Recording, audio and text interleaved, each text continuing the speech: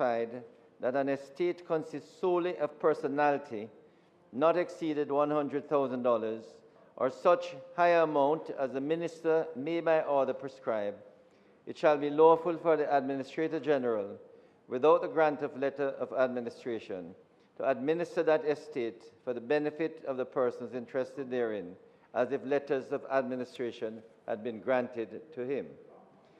The Administrator General's Department, Mr. Speaker, is an executive agency within the portfolio of the Ministry of Justice. The department primarily administers estates in which persons die intestate, that is, without a valid will, while also leaving behind at least one minor child. The department is required to manage these estates until the youngest minor child attains the age of majority, that is 18 years. Prior to this order, Mr. Speaker, the Administrator General would be empowered to administer estates consisting solely of personal property not exceeding $100,000 without a need for a grant of administration from the courts.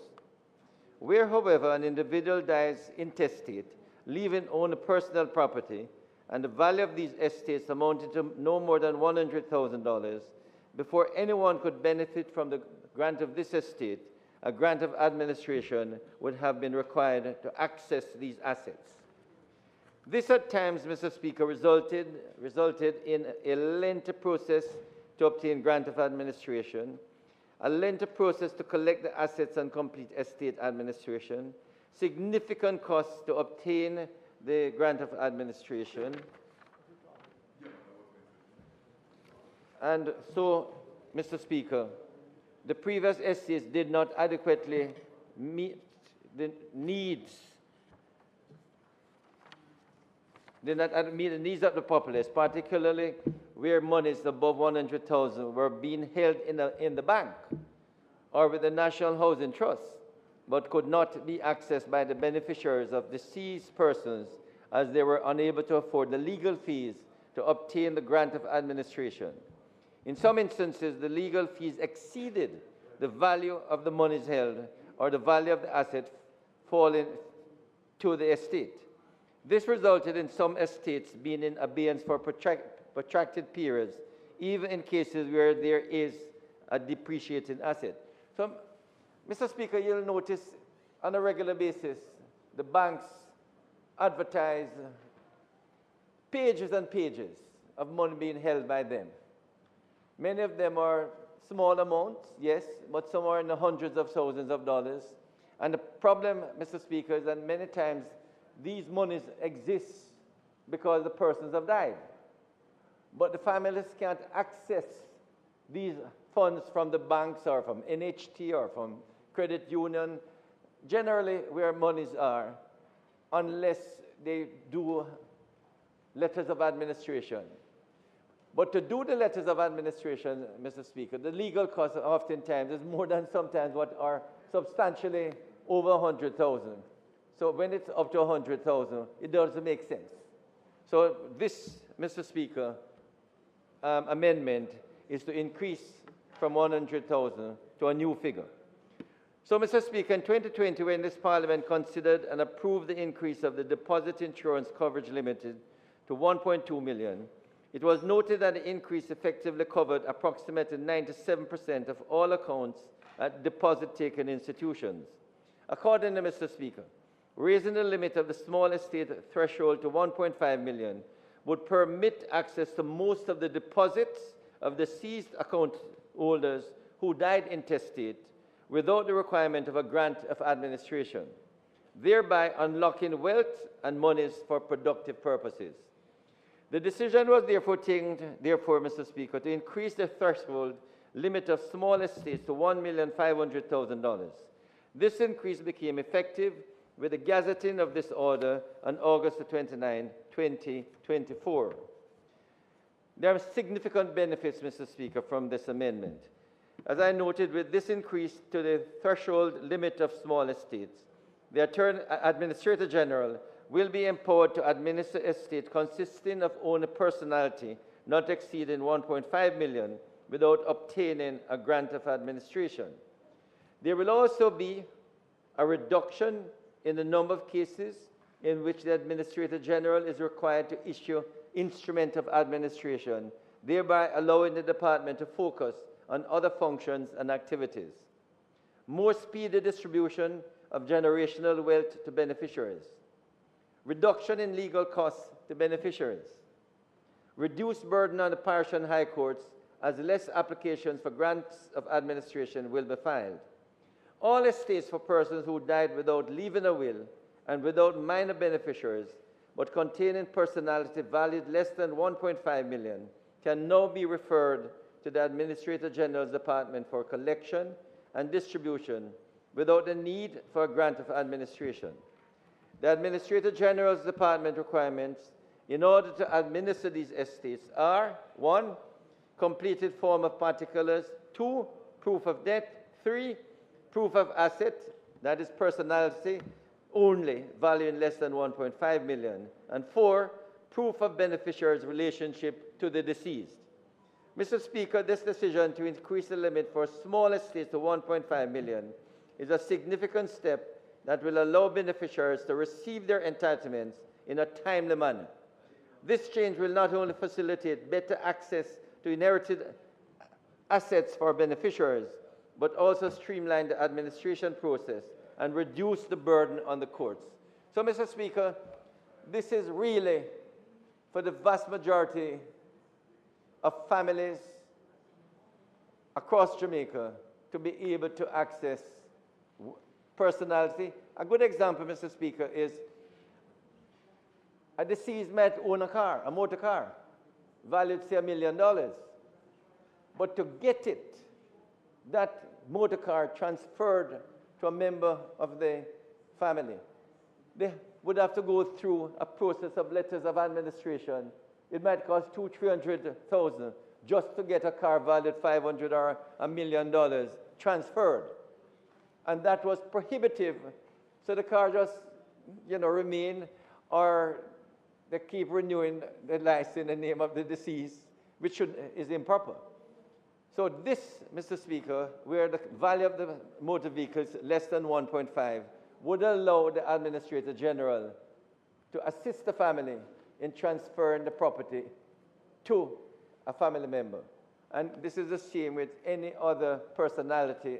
And this, Mr. Speaker, will assist tens of thousands of Jamaicans who now are frustrated because they can't get access to wealth left by the deceased. Thank you, Mr. Speaker.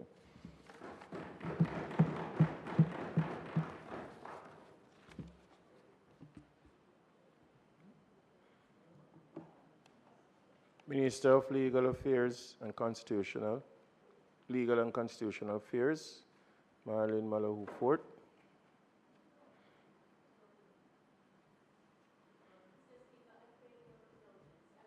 To the Minister of Energy, as the statement has not been forwarded to the members of the House. Honorable Beryl Vaz, Member, Minister of Science, Energy, Telecommunication and Transport.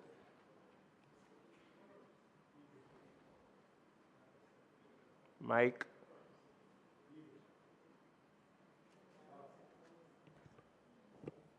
Thank you, Mr. Speaker. I rise today to update this Honorable House on the efforts of the Ministry of Science, Energy, Telecommunications and Transport through the recent acquisition of the 100 new compressed natural gas buses, including 10 specially designed units fit with ramps and amenities for special needs passengers. This initiative not only addresses long-standing challenges within the Kingston and Metropolitan Transport region, but also extends to Western Jamaica, bolstered by the transfer of 12 JUTC new ANCAI units to the Montego Bay Metro. Madam Speaker, of the 63 constituencies represented here, the JUTC primarily serves at best 20 or approximately 30%. As a rural MP, I'll continue to champion the expansion of the JUTC into rural parishes. With a 200% increase in the Montego Bay Metro fleet, we have added 4 rural schools into the fold of those being provided with public transportation. Teachers, students, and staff from the Hopewell High, Irwin High, Mushet High, and Spot Valley High can now use public transportation to their respective schools and back. Mr. Speaker, for the first time, 9 school routes are now served within rural Jamaica by the Montego Bay Metro fleet. Mr. Speaker, it's important to note that there are other schools in Montego Bay that are also benefiting greatly from the expansion. These include Mount Alvernia High School, Herbert Morrison High School, Montego Bay High, Montego Bay Community College, and St. James High. That's 14 schools onboarding to the public transportation system as a result of the efforts of this administration.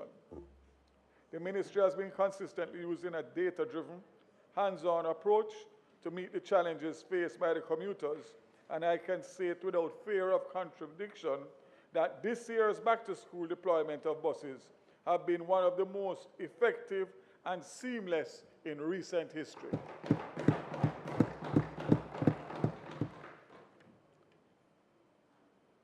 Mr. Speaker, I should add to that for the first time, with just under 300 buses that were rolled out for back to school, 175 of them are new buses, which now puts us in a position where we have more new buses being rolled out than the old buses as old as 14 years old.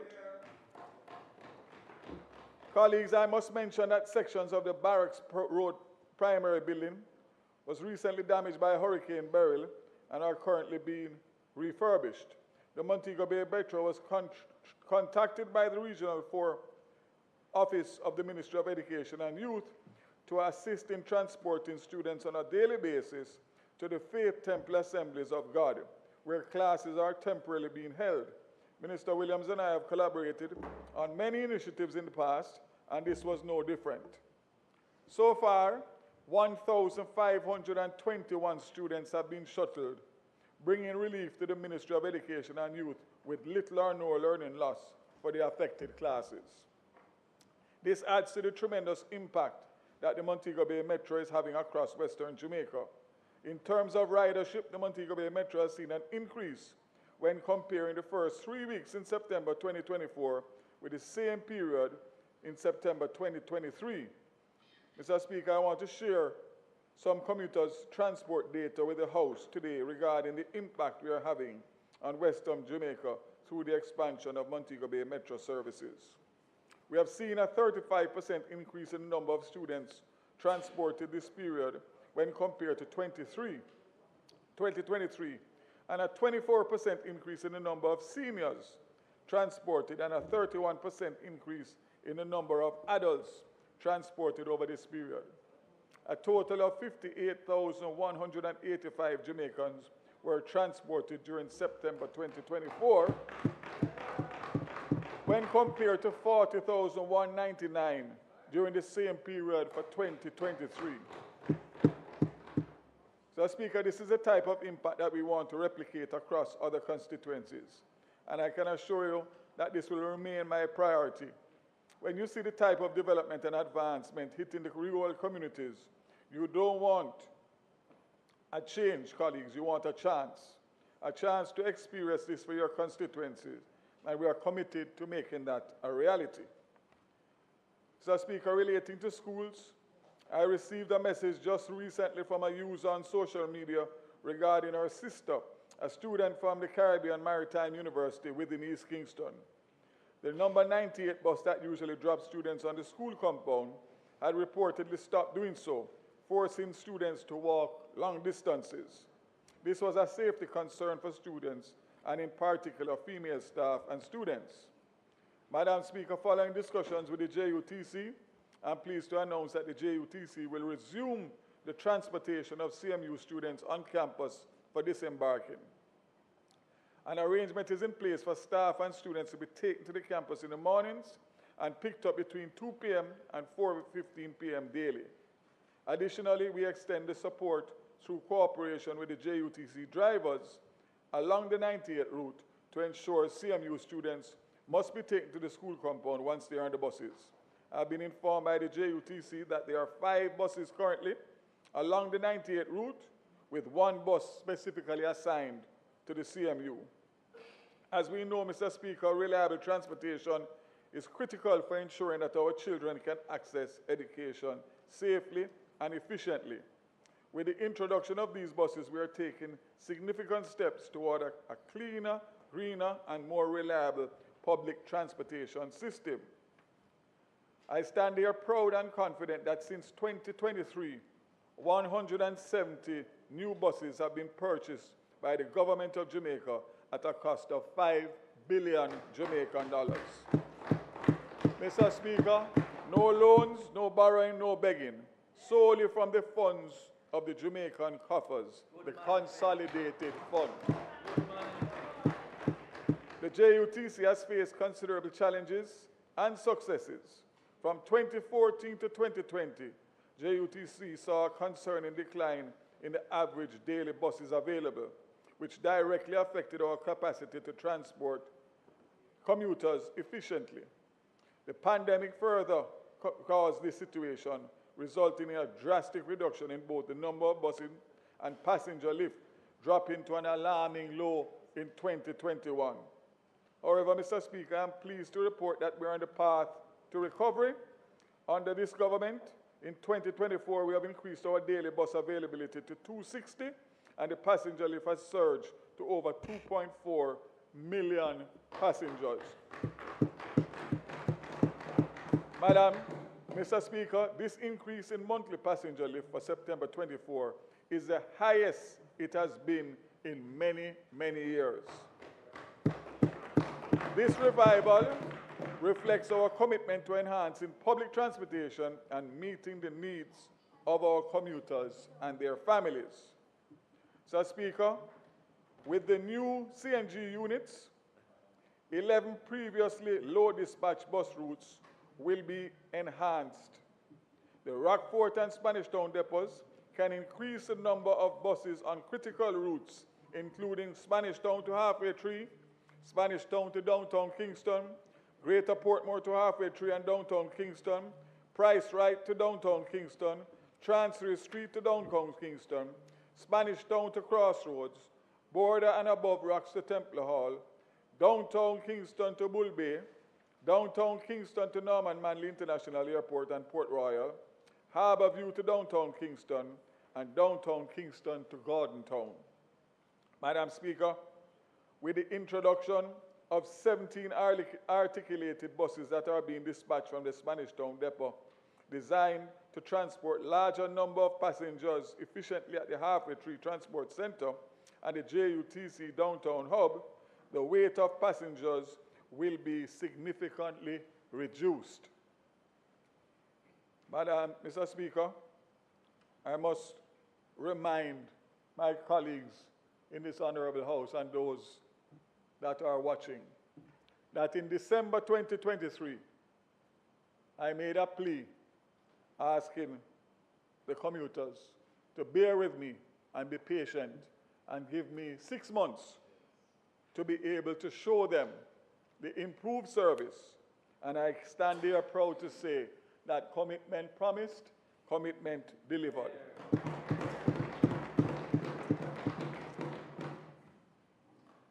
Madam Speaker, in September 2024, we rolled out 8 refurbished Hill Route buses, with an additional 8 expected to be refurbished and introduced by January 25. That will take us on those Hill routes to 24 reconditioned buses that will improve the efficiency significantly for those persons who have to come from the hills of St. Andrew, both East Rural and West Rural. Madam Speaker, the shift from diesel to CNG at the Portmore depot is projected to yield fuel savings of approximately $1.8 billion annually.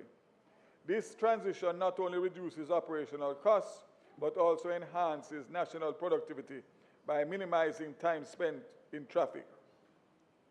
Madam Speaker, looking ahead, the Minister of Finance has given his commitment for the refurbishing of 16 Golden Dragon buses at a cost of 193.2 million Jamaican dollars, which is hopefully to be completed by January 25, which is the fourth quarter of this fiscal year. The refurbishing of 30 articulated buses at a cost of 708 million Jamaican dollars. Madam Speaker, this will begin in the third quarter of this financial year. The procurement of phase 2 of the buses. So phase 2 of the buses would mean that 100 new buses that are now on the road was phase 1. And the phase 2 will be 70 CNG buses and 30 diesel coach buses, with 10 of these 100 buses being outfitted for special needs persons in keeping with the government of Jamaica's policy. The initial deposit of $990 million for the buses, Madam Speaker, will be paid over in the fourth quarter of 24-25 financial year. Why is this significant, Madam Speaker? Because it means that if we pay the deposit in this side of the fiscal year and put the buses in production, we will have those 100 buses here the same time as the first 100, which will be approximately between June and July 2025, again, just in time for the next round of back to school, Madam Speaker. In December 2023, when I said the 100 new buses were coming, they doubted it was possible. Some said it could not be done in 6 months. Working alongside with the Ministry of Finance and members of my ministry team, they said it was a dream. But guess what, Madam Speaker? This is part of the dream team. Madam Speaker, we are now in the month of September, and I say to all Jamaica commuters, more is in store. The government is not only committing to the purchase of another 100 new buses, but it's also looking to expand routes based on improvement of infrastructure that has been happening in terms of the South Coast Highway Improvement Project and, of course, the expansion of the East-West Highway all the way to Williamsfield. Madam Speaker, this will be the first time since 2014 that the JUTC has had an increase in its fleet for 3 consecutive years. We have stemmed the decline in 2023 and will continue increasing the fleet and the operations of the JUTC into 2025. Madam Speaker, these enhancements reflect this government's commitment to providing reliable, safe, and environmentally friendly public transportation options for all Jamaica. By addressing service gaps and modernizing our fleet, we are setting the stage for a more efficient transit system that benefits both our citizens and the economy. In closing, let me just say also that in relation to the issue of fuel theft, which has been a perennial problem, obviously transitioning into CNG buses and then into electric buses, that will definitely do a good job in stemming that situation. And most importantly, the other situation that faces us in relation to the collection of fares, and some fare going into the coffers of the government and some elsewhere. Again, we are committing to go cashless, fully cashless, by January 2025, and that again will obviously make it more convenient for commuters and, of course, improve the efficiency of the JUTC. As I said before, and I want to close on that, all of these new buses, without a complete and comprehensive look at the operations of JUTC, would be for zero. So I want to reassure and commit that this will be a part of the overall plan going forward to make sure that we have the management structure in place to be able to utilize the buses the most efficient and conservationist way possible. Madam Speaker, I look forward to the continued support of all my colleagues as we implement these initiatives and strive to improve public transportation, not just in the KMTR, but overall in every one of the 63 constituencies to allow for more and better production and safer rides, especially for our children, especially school children. I thank you, Madam Speaker, and thank my colleagues for your time.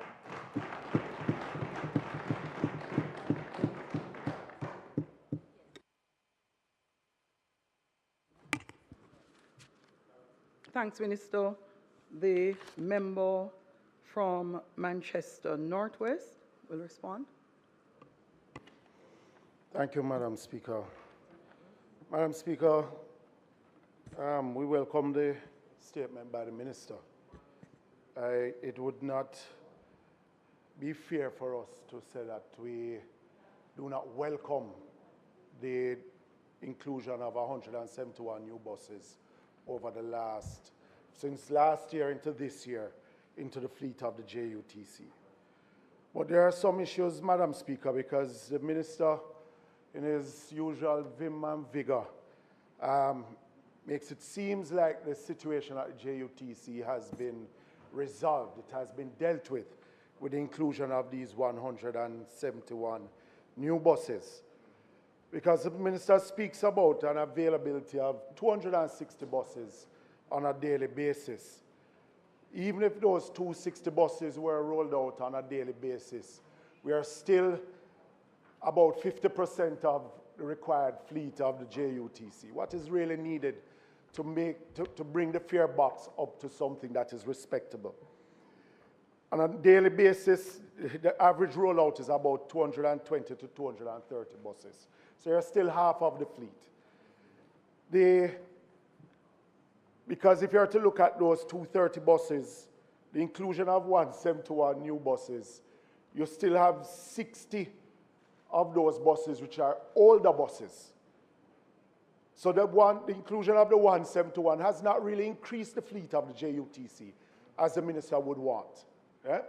And we acknowledge and we hear the Minister that some additional buses will be included. But what I want to find out from the Minister is because in your statement, Minister, you spoke about 30 Volvo buses that will be refurbished at a cost of $708 million. That works out to about $24 million per bus. But if I'm to go by the figure that you have here, for the 171 new buses, it would work out to about $30 million per bus. So, in essence, you're fixing older buses that are about 10 years old or even older, which is expensive. Will you get a better return on your investment if you took that money and bought new buses vis-a-vis the repair of these buses at that cost? Because despite that you have the inclusion of these 171 new buses, you're still being subsidized by taxpayers of the rate of $10 billion for this financial year, looking at a loss of approximately $10 billion. So even at the beginning of the financial year, the numbers that the JUTC presented is that even with the inclusion of the new buses, they are not expecting to see any great increase in the fare box. Yeah? So we're moving, yes, in putting in new buses, but we're not moving in the financial condition of the JUTC. We recognize that there is savings. The inclusion of the CNG buses is one that we support. We see the savings that the CNG will bring to the JUTC itself. At the end of the financial year, we will see if there is any difference in the fuel consumption, the spend for the fuel consumption, if there is going to be any difference. But the condition of JUTC, and you did not hear any noise in the back-to-school period, because the truth be told is that the inclusion of the new buses, yes, people were happy to see it, but they have just gotten satisfied with the service that they have been given. So, or the lack thereof of the service that they have been given over the period. by the JUTC. It's a step in the right direction. We won't deny that. And we hope to continue seeing the further inclusion of new buses. But it would be remiss of us to think that the JUTC is any better condition than it was before the inclusion of these 171 new buses. So, Minister, we're on this side, happy that there finally is some inclusion of new rolling stock to the JUTC. But this is not the solution. It is not a fix right now, as it is. And time will tell if the commitment that you speak about, if it is still there to fix the JUTC. Because as much as we speak about the bus system in Montego Bay, yes, we are celebrating, but you're still 50% below the required need of the Montego Bay Metro. You have 12 buses, they need 30 buses. I got a report recently of the train service from Linstead to Spanish Town that it has not run in a few weeks. You know, what is happening with that? And the inclusion of the articulated, yes, but at what cost are we repairing these articulated buses, these 30 buses? Is it to the benefit of the JUTC, or do we look at new buses? So there's still a lot to be done. And Minister, again, I keep asking, where is that national transport plan? Because you keep on coming and announcing a rural bus system, but yet still that in the KMTR is not fixed. How are we going to expand to the rural parishes when we have not? It is needed. And I accept that you said that private investors need to be included. But what happened to the KMTR? The subsidy that we are giving to those school children and the elderly in the KMTR, are we going to fix it? Because it is your administration that rolled back the bus fare. Less fare box for the JUTC, but we have not yet dealt with the true problem and challenges of the, and rolling back the bus fare is not a bad thing, but we are subsidizing the JUTC at $10 billion per year right now. So are we really fixing the true fundamentals of the JUTC, or are we just making grand announcements? Thank you, Madam Speaker. Minister. Member, for your insightful comments.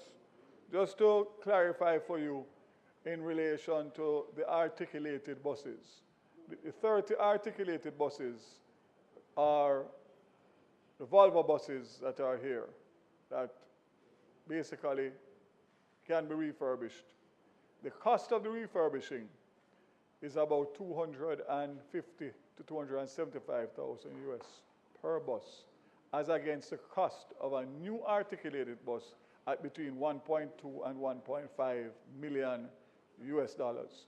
So again, spending that on 30 buses that we have here and getting another 10 years out of them, including a warranty on the refurbishing, as we are getting with the Golden Dragon, obviously makes good sense on the basis that we don't have unlimited funds to spend in buying new buses. The 30 articulated buses is strategic because when you dispatch those 30 articulated buses into the heavy traffic or the heavy commuter zone in the morning and the evening, it cleans it up in 1 or 2 bus loads as against 5 or 6. So again, we're trying to balance to see how in the short term we can fix the issue of the amount of buses that we are rolling out. When we say we are rolling out 260, it's more like 300 because we do have some in reserve in case there's issues. But the fact of the matter is that you are correct in terms of the fact that 260 is still not meeting the demand. But 260 with 175 new buses gives you much more efficiency than what we were experiencing before with all 14-year-old buses. So I take your point, and the fact of the matter is that just remind you that I've just been in the position just over a year, so I know that you're painting me for the entire 8 years. And I would ask you, I would ask you to judge this minister on the performance of the 15 months and not 15 years. But as I can say to you, that I am satisfied because I'm monitoring on a daily basis and I get my reports every morning and every evening. And you get them as well through another source. But what I can say, what I can say is that without a shadow of a doubt, the misery index that I always speak about is going in the right direction, without a doubt. And I see my colleague member from East Kingston and Port Royal, and he didn't even look up when I told him about the additional CMU buses and the additional buses for Norman Manley Airport and Port Royal. But you know I always look after you, right? Whether you're hearing or you're not hearing. I know your mind is somewhere else. But just to say, we are moving in the right direction, and it is beneficial to all of Jamaica. And that is the most important thing. All the commuters and all the routes. And we continue to strive for excellence. Thank you very much. Thanks, Minister. Next, we will hear from the Minister of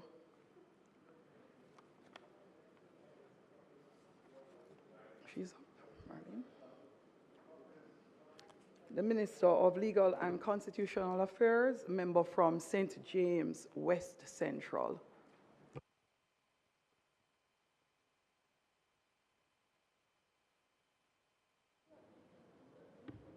Thank you, Madam Speaker. This ministerial statement is to update the Honorable House and the people of Jamaica on the status of the work to reform the Constitution of Jamaica since my last presentation here on the matter on June 11, 2024, during the sectoral debates. Madam Speaker, I ask that the copy of the statement sent for distribution be checked against presentation. The first one I sent had some typo. I've since sent another copy. But even so, I ask that it be checked against presentation.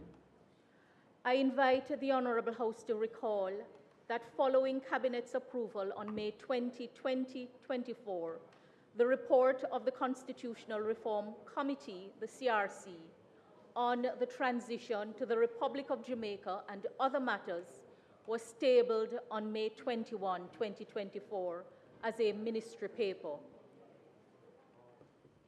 Minister, a moment. Do you have a copy of your statement? Yes, ma'am.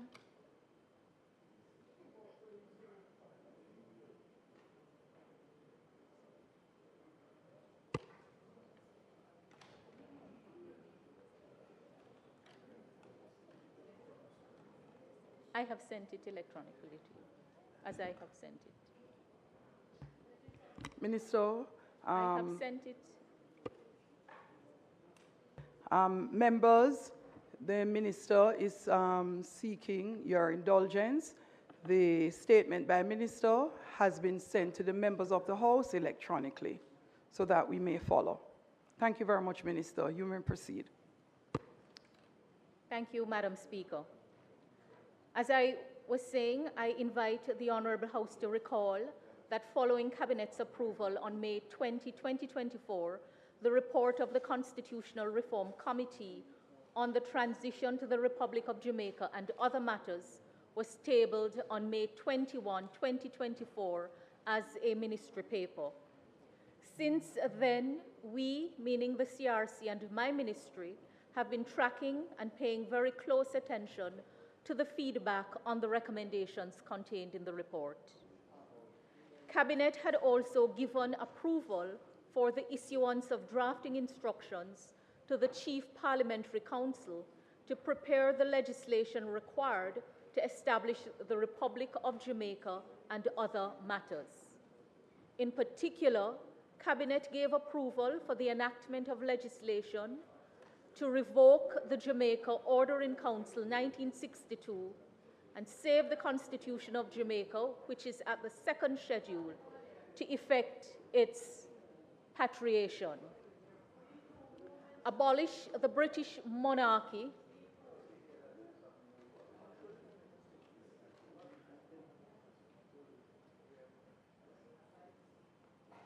as head of state and replace it with the office of President for the Republic of Jamaica. Retain the parliamentary cabinet system, amend the Jamaica Independence Act, amend other associated legislation that may require consequential amendment, amend other related deeply entrenched provisions of the Constitution of Jamaica for which a referendum is required to amend, prescribe the procedure to obtain the approval of electors qualified to vote for election of members of the House of Representatives. In accordance with the approval granted by the Cabinet, drafting instructions were issued on June 24, 2024. The Chief Parliamentary Council dispatched 2 draft bills to the Ministry on July 22, 2024. The first is a bill entitled An Act to Repeal the Jamaica Constitution Order in Council 1962, to provide for the recognition of the Constitution of Jamaica as an act of the Parliament and people of Jamaica, to amend the Constitution of Jamaica to provide for a non-monarchical head of state, thereby establishing Jamaica as a republic, to make other amendments in respect of certain provisions of the Constitution of Jamaica, and to provide for connected matters.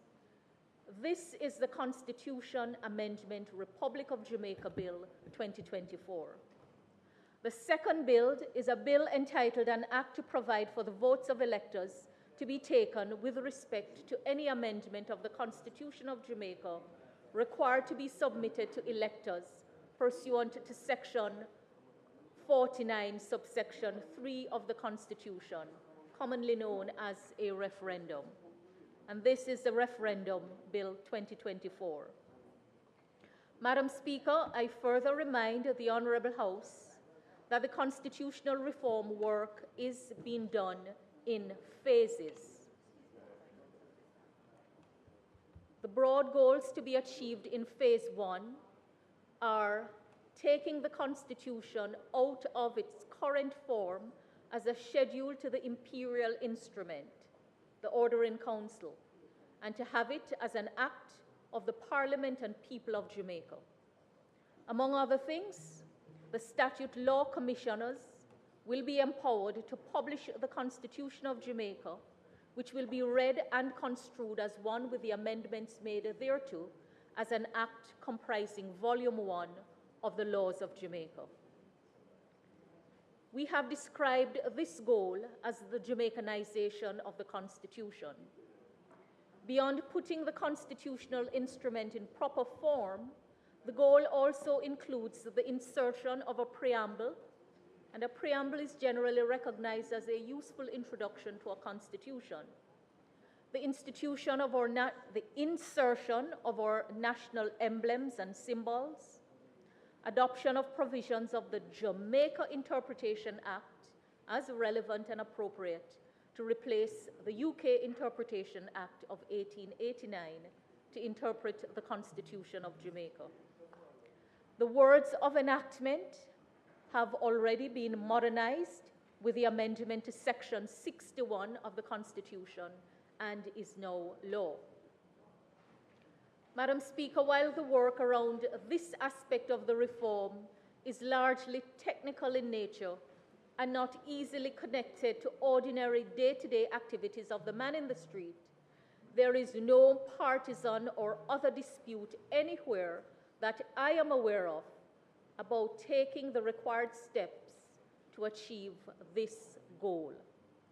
Within the CRC, the matter has boiled down to a drafting issue on how the reformed Constitution will be presented.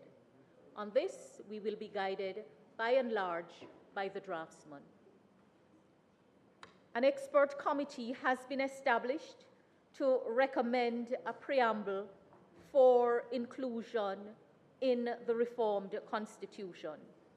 I invite the Honorable House to recall that the CRC advised in its report that we considered 8 preambles in total, 5 of which were appended to the 1995 report of the Joint Select Committee on Constitutional and Electoral Reform, and an additional 3 were received from stakeholders. However, we were unable to arrive at a consensus on the preamble to be adopted, hence the recommendation for the establishment of an expert committee to consider the matter. Madam Speaker, I am happy to advise that this committee of experts was formally established on July 26, 2024, and has had 3 meetings to date. The committee is chaired by Dr. Nadine Spence in her capacity as the civil society representative on the CRC, and is comprised of Professor Kwame Dawes, the 2024 Poet Laureate of Jamaica and a Jamaican novelist, Dr. Joseph Farquharson, a senior lecturer in the Department of Language, Linguistics, and Philosophy at the University of the West Indies Mona campus, and Mr. Frankie Campbell, bassist and manager of the award-winning show band Fab 5. The committee is supported by a secretariat comprising the technical team from the Constitutional Reform Division of the Ministry of Legal and Constitutional Affairs.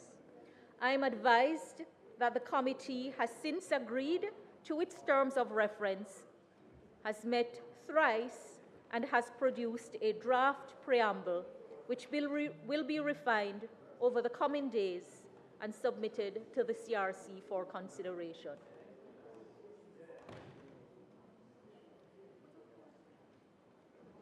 Madam Speaker, the second phase 2 goal, phase 1 goal, let me start again. The second phase 1 goal being pursued and which is addressed in the bill is the abolition of the monarchical form of government.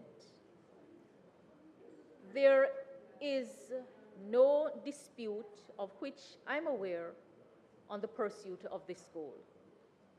The decision of the Cabinet to retain the parliamentary cabinet system was the clearest indication that we were not moving to the executive presidential system. The British monarch is to be replaced with a non-executive president as the formal head of state of the Republic of Jamaica. Madam Speaker, experiences worldwide have demonstrated that the executive presidential system often results in dictatorial, corrupt, and unfair governments. Even in countries with long histories of democracies, and we can name notable ones not too far from us, there has been evidence of instability and unjust and corrupt governments. In any comparative assessment of the history of countries throughout the world, countries with parliamentary cabinet systems have been well and better positioned to preserve human rights and achieve democratic stability and economic welfare compared to those with executive presidential systems. Furthermore, Madam Speaker, it is incorrect to regard the parliamentary system as purely one that was handed down by the British. Many countries that were not a part of the British Commonwealth have adopted, not inherited, a parliamentary cabinet system. The research also shows the tendency of executive presidents to lapse into dictators, and that is well worth noting as the debate continues in some spaces about which type of system, which type of republic. Transition to a non-executive presidency within the parliamentary cabinet system will therefore allow for the preservation of stability and better enable the establishment and pursuit of a more just and equitable society. The recommendation of the CRC regarding the method of appointment of the President contained in its report has been subject to numerous comments and criticisms, including but not limited to criticisms from former Prime Ministers Pattison and Bruce Golding and the Gleaner editorial. House Leader, the member's time for speaking has expired.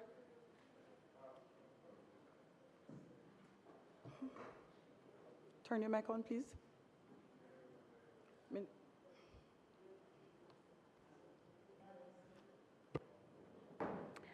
Madam Speaker, I ask that the member be given additional time to complete her statement.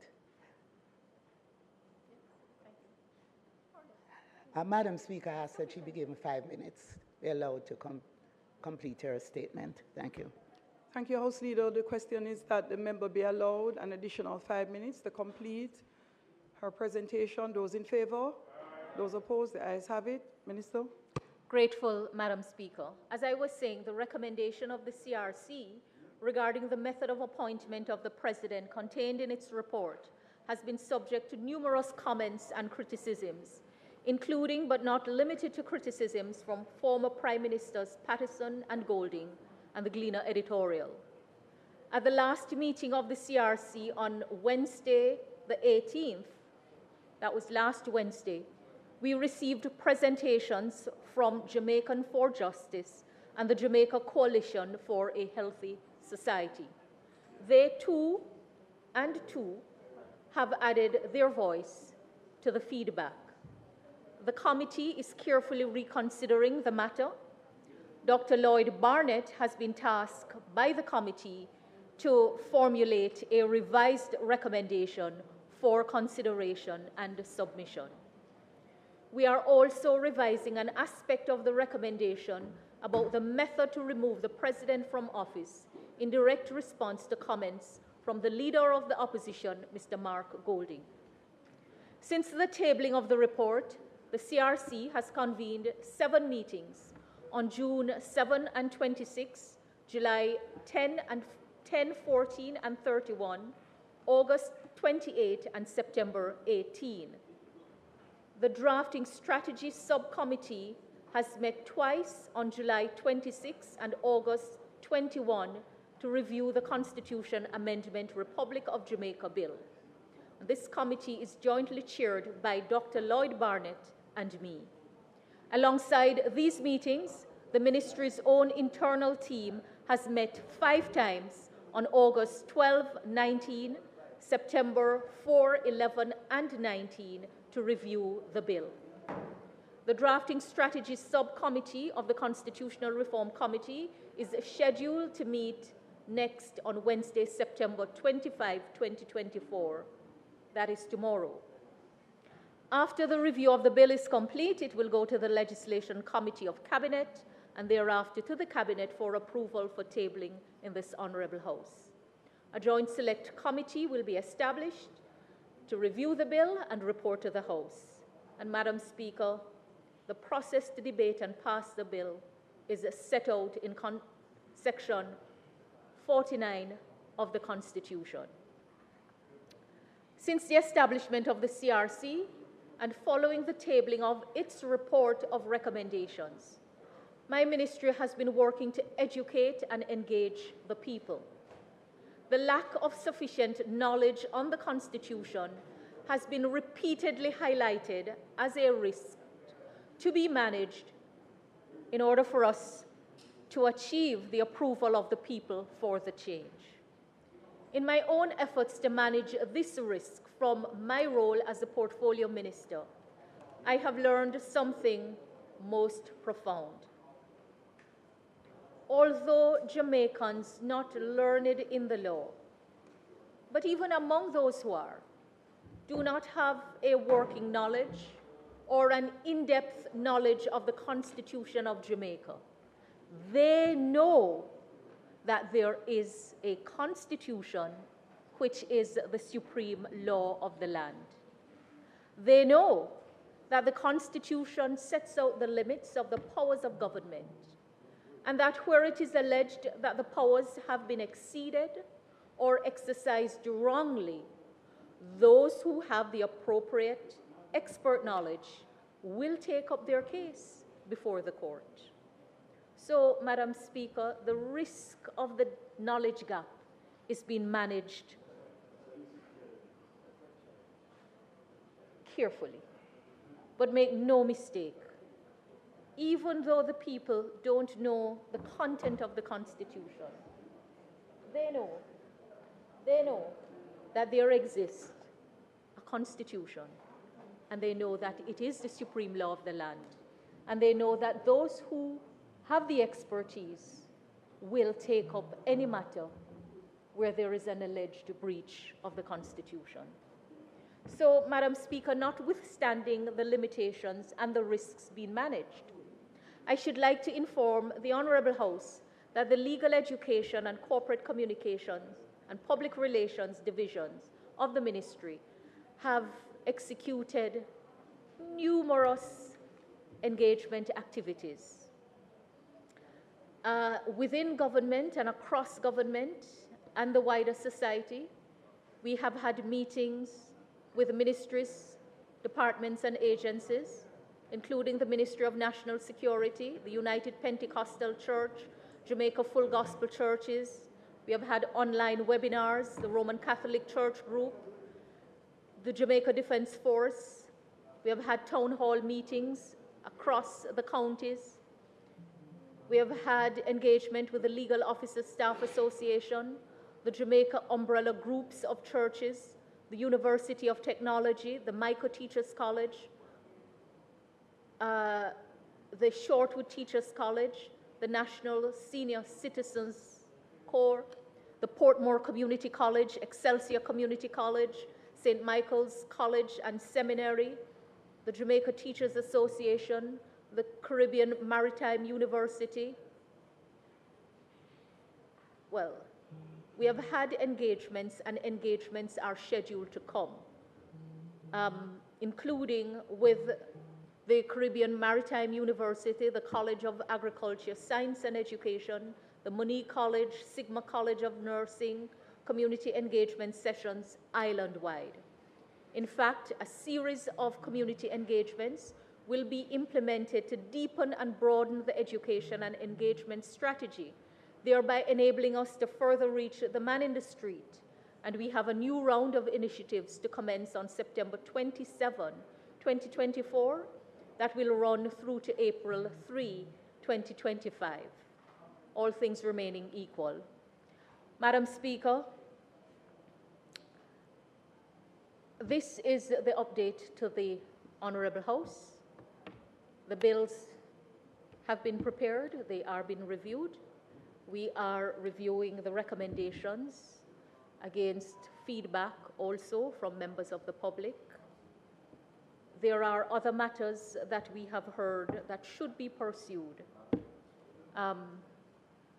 But on these two goals, Madam Speaker, no disagreement has been expressed.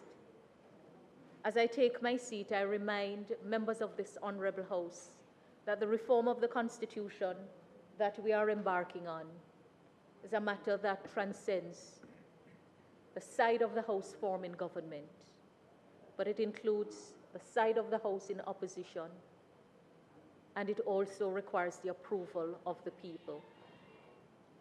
Madam Speaker, as a parliament and as a nation, we have spoken a lot about furthering the goals of independence. The goals can't be achieved all at once, but there has been no doubt expressed on the need to put the Constitution as our supreme law in proper form and to abolish the monarchy as our head of state. Other reforms must naturally follow, but we have to start where there is agreement. And if we can't cooperate on the things that we agree, I don't know how we will cooperate on the things where we have not yet agreed. So I commit to continue to provide periodic update to this Honourable House and to the people on the progress of the work to reform the Constitution of Jamaica. Thank you. Thanks, Minister. Responding will be the member from St. Andrew Western. Thank you, Madam Speaker. I'll be very brief. It's really two questions.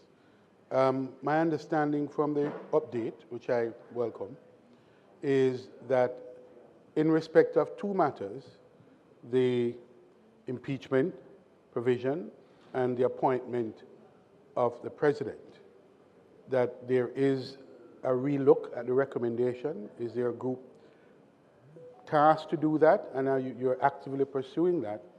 And in the meantime, a response to the recommendation would be placed in the draft bill for its review before it gets to cabinet. What's the sequence of that? The consideration of those two issues and the review in the draft bill.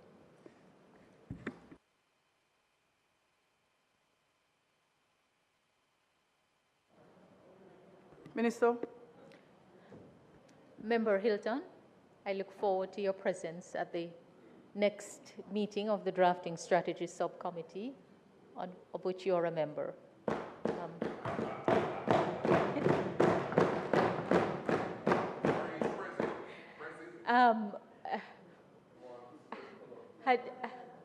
Had you been present at last week's meeting of the committee, you would have been informed then that at the end of the meeting, we agreed on 3 issues that will further detain us. The first 2 I mentioned in my presentation, one being the drafting issue of how the reformed Constitution will be presented. The second, the method of appointment for the president. And the third matter that we raised was whether impeachment provisions for members of parliament and or other officials should be included. The deliberations will continue on the matter.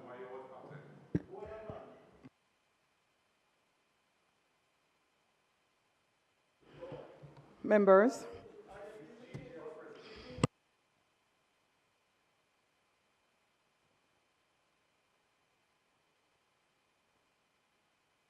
Minister, thank you. I believe you have completed your response.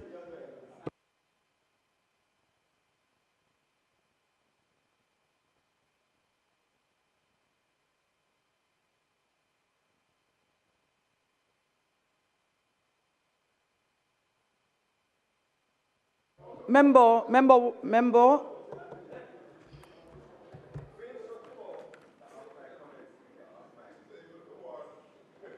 The member from St. Catherine Western, your comment may be off mic, but my ears are work from, oh, you know, Southwestern indeed. House Leader. Yes, Madam Speaker, the next statement would have been by the Minister of Agriculture, Fisheries and Mining, Honorable Floyd Green. He's unavoidably running late, and so I will ask for a recommittal. Madam Speaker, when he gets here, if you could continue with the agenda items. Thank you. Thank you, House Leader. Members, back to business. Announcements.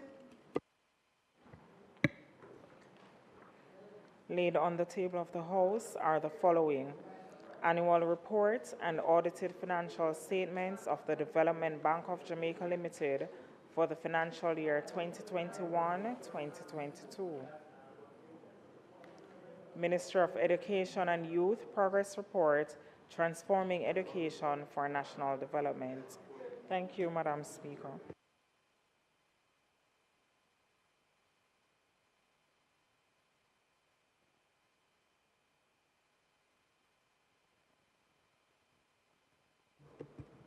Bills brought from the Senate, petitions, papers, reports from committees, notices of motions given orally, questions and answers to questions. House Leader.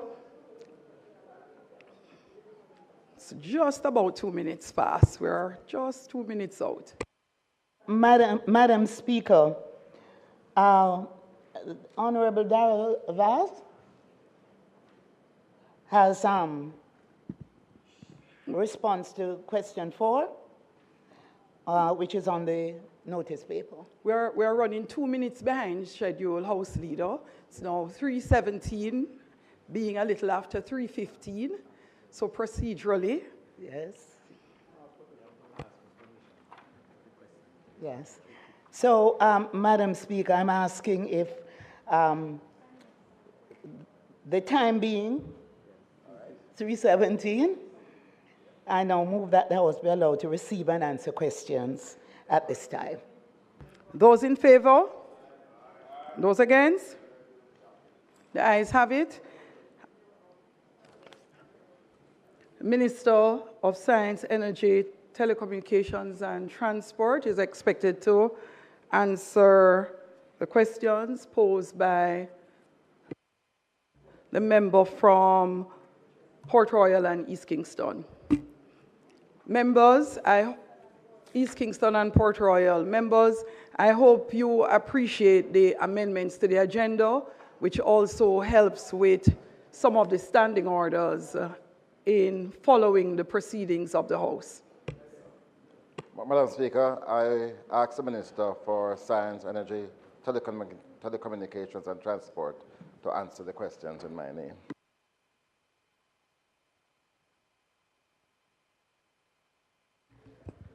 Minister, turn your mic on, please. Thank you very much, Madam Speaker. Responding to questions raised by Member of Parliament, Member Philip Paulwell, on Tuesday, the 17th of July, 2024. Question A, in relation to electricity, can the Minister state the total amount of technical and non-technical losses experienced by JPS? Response, in the documentation provided by the Office of Utilities Regulation, OUR, it was outlined that in 2023, the Jamaica Public Service experienced technical losses amounting to 7.67% and non-technical losses of 17.91%. Question B, can the Minister state the dollar value of percentage of electricity that is stolen from JPS Distribution Center? Response, in the documentation provided by the Office of Utilities Regulation, it was outlined in 2023 that the dollar value of electricity stolen from the JPS distribution system was US $28,197,648, representing 19.82% of the total electricity distributed. Can the Minister state how much of the losses, both technical and non-technical, is paid for by the Jamaican consumer? In the documentation provided by the OUR, it was outlined that the Jamaican consumers bear the cost of both technical and non-technical losses of part of their electricity billing under the following components. 1, technical losses. Consumers cover the extra fuel costs incurred due to technical losses through the fuel charge. B, the extra operational and maintenance expenses resulting from technical losses are included in the non-fuel portion of the bill. 2, non-technical losses. The cost of non-technical losses related to fuel is recovered through the fuel charge, which is passes the fuel cost to the consumer, adjusted for any change in the heat rate. And B, the costs associated with non-technical losses are recouped through the energy and demand charges, which are adjusted annually based on JPS's performance in the previous year. Question D, what plans are in place to reduce the amount of theft of electricity? Response, the Ministry is currently in the process of securing the Cabinet's position and directive to address and implement strategies aimed at reducing electricity theft. Our plan is structured among 4 key pillars designed to reduce non-technical losses at the macro level. Empowerment, focusing on providing communities with the tools and resources they need to acquire legal electricity, making it more accessible and affordable for all. Enforcement, strengthening legislation and regulations to effectively deter electricity theft, with an emphasis on improving monitoring and penalties for non-compliance. 3, energy efficiency, encouraging the use of energy-efficient appliances and removing access to inefficient lighting for incandescent bulbs to reduce overall electricity demand. 4, communication, building stronger relationships and trust between key stakeholders with the goal of shifting the culture away from non-payment and illegal usage towards responsible and payment compliance. At the micro level, the ministry plans to undertake detailed analytical assessments to accurately quantify non-technical losses at the medium voltage feeder level, targeting specific communities with historically high non-technical losses. The data will inform tailored technical solutions specific for each high loss area, allowing for a more precise and effective reduction of electricity theft. Thank you, Madam Speaker.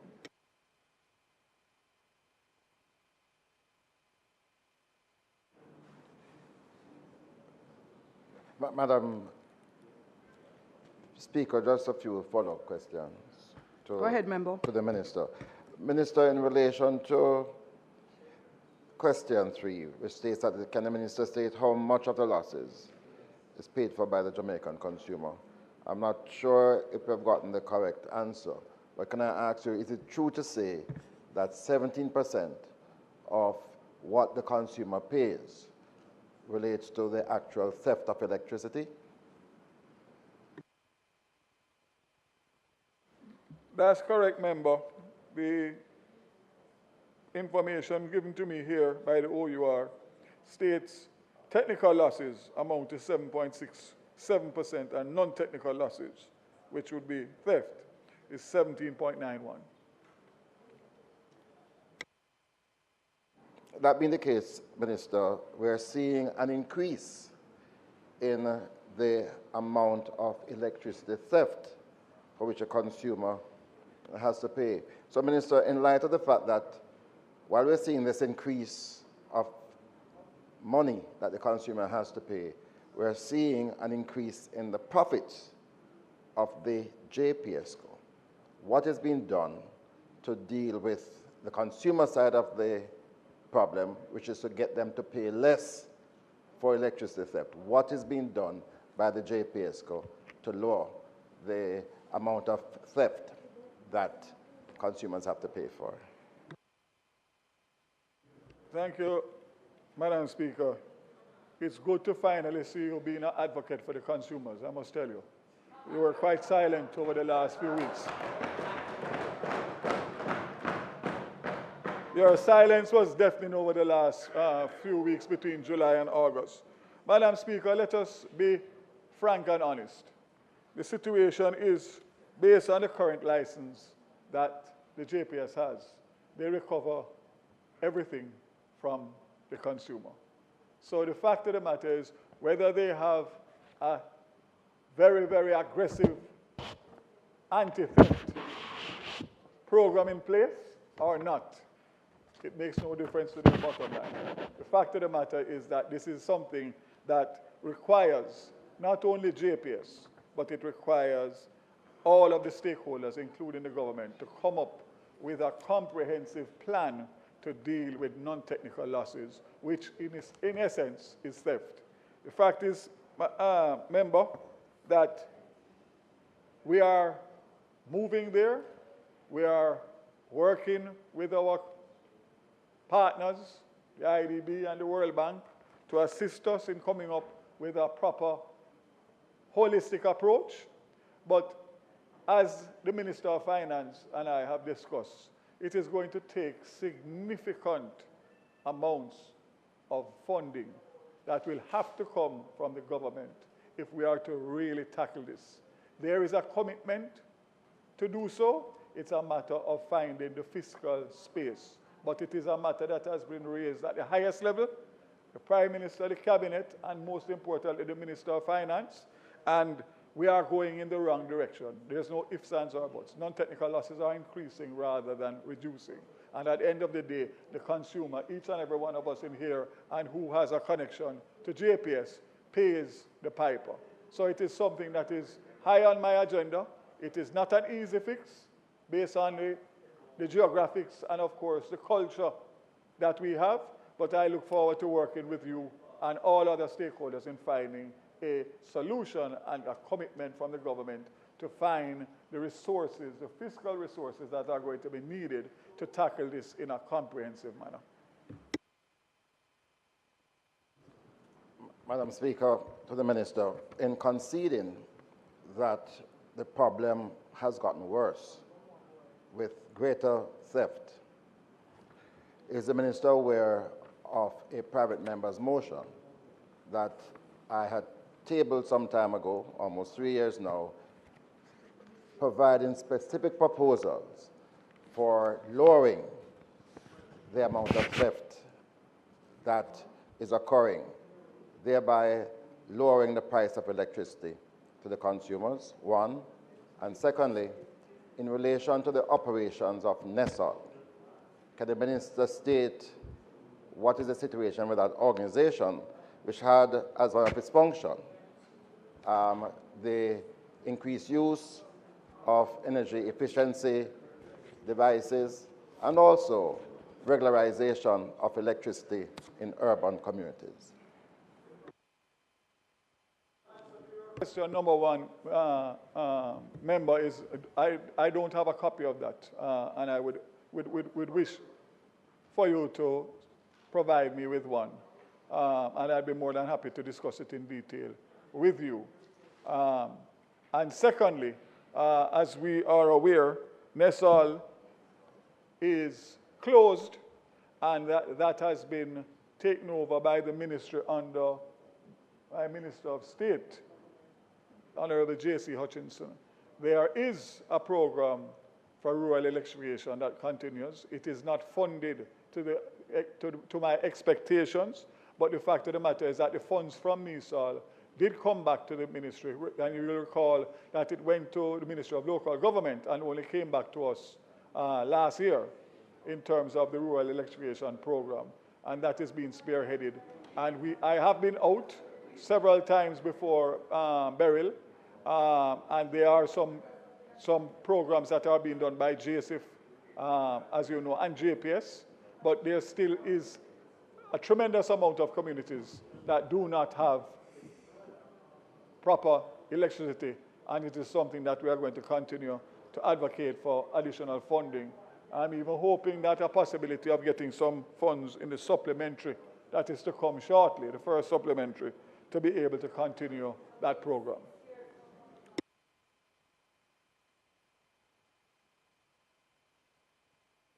Madam Speaker, the Minister says he is not aware of the private member's motion. It's actually number 8 and was tabled on the 27th of April, 2021. 2021.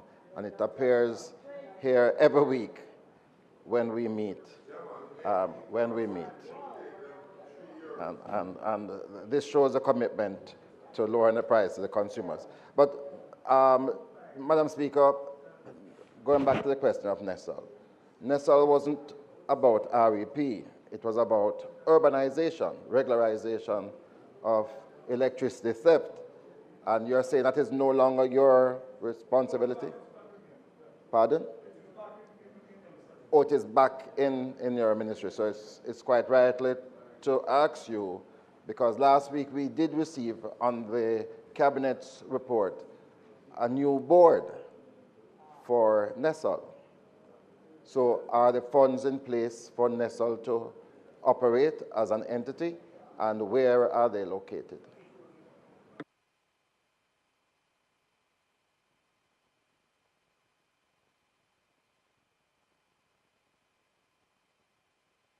Member, I asked that you give me some time to research it and see exactly what the status is.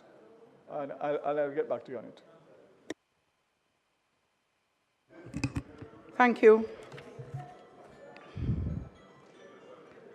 Motions that may be made at the commencement of public business requiring notice, motions relating to the sitting of the House, motion for leave to introduce bills, presentation of bills without leave of the House first obtained. House Leader? Oh. Deputy Speaker? Madam Speaker, on behalf of the Chairman of the Private Bills Committee, I now move to introduce and have read a first time a bill shortly entitled the International Church of the Foursquare Gospel in Jamaica, Incorporation and Vested Act 2024. Clerk? A bill shortly entitled the International Church of the Foursquare Gospel in Jamaica, Incorporation and Vesting Act 2024, read a first time.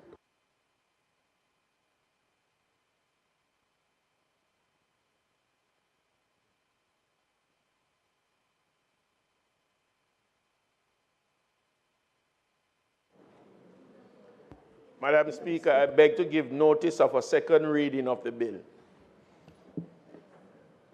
Clerk? Madam Speaker, before we go to public business, I beg to move for the recommittal of the item statement by ministers to allow the Minister of Agriculture and Fisheries and Mining to make a statement. May it please you, Madam Speaker. Thanks, House Leader. Those in favor? Those against, the ayes have it. Next, we will hear from the Minister of Agriculture, Fisheries and Mining, the member from St. Elizabeth Southwestern. Minister. Thank you. Thank you, Madam Speaker. I have circulated some copies. I've also sent the electronic version to the leader of opposition business, Member Paulwell, so he can share the electronic version as well. Madam Speaker, members of the House, today I rise to provide another comprehensive update on our ongoing Hurricane Beryl recovery program, a strategic initiative aimed at restoring Jamaica's agricultural sector, which suffered significant damage following the passage of Hurricane Beryl on July 3, 2024. Madam Speaker, since Hurricane Beryl, I have visited some of the hardest hit areas and witnessed firsthand the devastation that our farmers and communities have endured. From Bog Hole in northern Clarendon, where I journeyed through with Member of Parliament Sibley's, to parts of South Manchester, where I journeyed with Member of Parliament Chin, to multiple communities across my own Southwest St. Elizabeth. I've seen devastated crops, destroyed greenhouses, and farmers facing uncertain futures. In those moments, it became clear that we had to act swiftly. And the team at the ministry, alongside our partners, wasted no time in launching a coordinated response. From the onset of this recovery effort, our objective has been clear: to revitalize production, rebuild infrastructure, and provide the necessary support to our farmers so that they can return to their livelihoods and strengthen the resilience of our agricultural sector. Today, Madam Speaker, I'm pleased to report that through the decisive action of this government and the resilience of our farmers and our officials, we are well on the road to recovery. Madam Speaker, everywhere I've been, the indomitable spirit of the Jamaican farmer has stood out. Whether it is Valentine Williams and Robert Powell, yam farmers in southern Trelawney, or Delroy Green in Clarendon, or Vaughan Ebanks from Pedro Cross Flagaman, or the coffee farmers in Bangor Ridge, Portland, or the fishers in White House and Parity, our Jamaican farmers and fishers have the most indomitable spirit amongst all our people. Let us celebrate and encourage them. Madam Speaker, I'm pleased that the government was able to allocate an additional $1.4 billion towards Hurricane Beryl recovery program. To date, Madam Speaker, almost $900 million has been allocated through the Rural Agricultural Development Authority to execute this program. These funds have been directed towards critical activities, including providing seeds, fertilizer, livestock, infrastructure rehabilitation, and technical assistance to our farmers. Madam Speaker, allow me to highlight some of the key achievements of the program thus far. 2 weeks after Hurricane Beryl, our team started the recovery effort. This is the quickest response of any government to any natural disaster of this magnitude. So far, Madam Speaker, we have successfully replanted 630 hectares, which is 1,557 acres of land with essential crops, including cabbage, tomato, lettuce, sweet pepper, cucumber, and watermelon. Madam Speaker, having stood in fields that were once barren, seeing them now green and growing again, once again is testament to the resilience of our farmers and the quick action of our teams. From our most recent assessment, 14,370 farmers across the parishes of St. Elizabeth, Manchester, Clarendon, St. Catherine, Westmoreland, and St. Anne have benefited directly from RADA through this program. Over 10,000 packs of seeds, with the focus being on cabbage, tomato, sweet pepper, which account for about 40% of the 10,000 packs, has already been distributed. We've also focused on watermelon, cauliflower, and cantaloupe. Madam Speaker, over 6,500 bags of fertilizer have already been distributed, again focusing on some of our hardest hit parishes.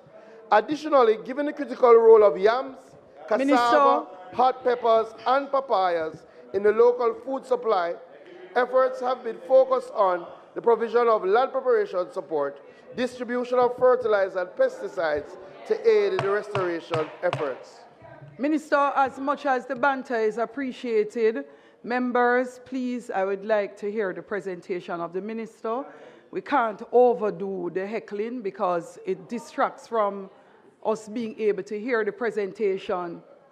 And particularly the member from North St. Catherine North Central. From St. Catherine North Central. Member Dieter Garvey. Madam Speaker, we have also focused, Madam Speaker, on training sessions. Training sessions on best practices for post-disaster crop recovery and resilient farming techniques, which were conducted in almost all of our major production areas. Madam Speaker, the reality, having spoken to farmers who were unsure if they would be able to ever plant again, now thanks to the seeds, fertilizer, and technical support, they are back out in their fields. But Madam Speaker, Madam Speaker, Madam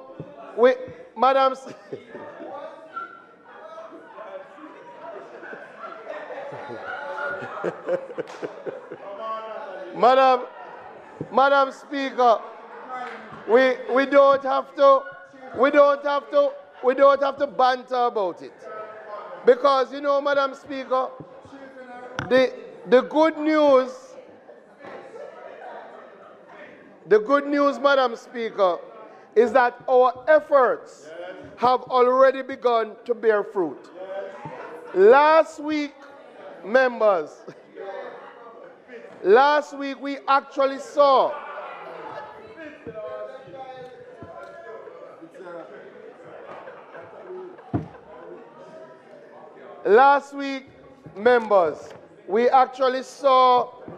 the re-emergence of some of our local vegetable lines on our market shelves.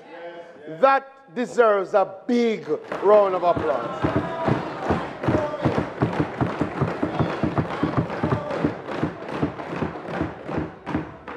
Madam Speaker, we expect the recovery to continue apace and we expect to reach or even surpass pre-hurricane levels within the next 6 months. Importantly, we have introduced high-quality disease-resistant seeds, and with these efforts, we expect to reduce losses from pests and disease outbreaks and increase crop yields and improve resilience.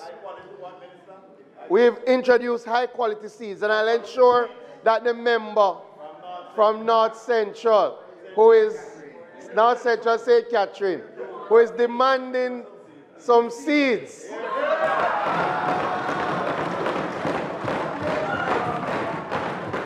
As a good Minister of Agriculture, we will ensure that the seeds are planted.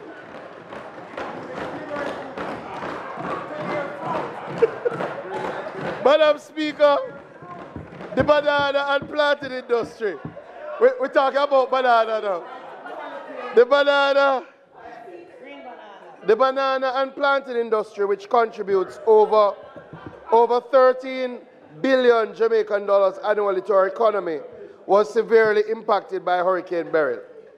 Detailed assessments reveal that approximately 64% of the crops in production were damaged, translating to over $1.8 billion in terms of losses and the need to resuscitate some of our crops to achieve normal levels of production. Madam Speaker, I'm pleased to report that we have already distributed $40 million in support of our banana and planting farmers, providing them with much-needed fertilizers to rejuvenate their crops. In fact, we would have started this program in Central St. Mary with the member who was there, well, on the border of Central and Southeast St. Mary. And we had representatives from Dr. Guy's office and from Dr. Dunn's office, where we handed out some fertilizer to our banana and planting farmers. In fact, already 2,490 affected farmers with an established crop area of 2,340 hectares have achieved some support. Madam Speaker, we have allocated, Madam Speaker, an additional $38 million to the Banana Board. So they have already distributed $40 million, but we've allocated an additional $38 million.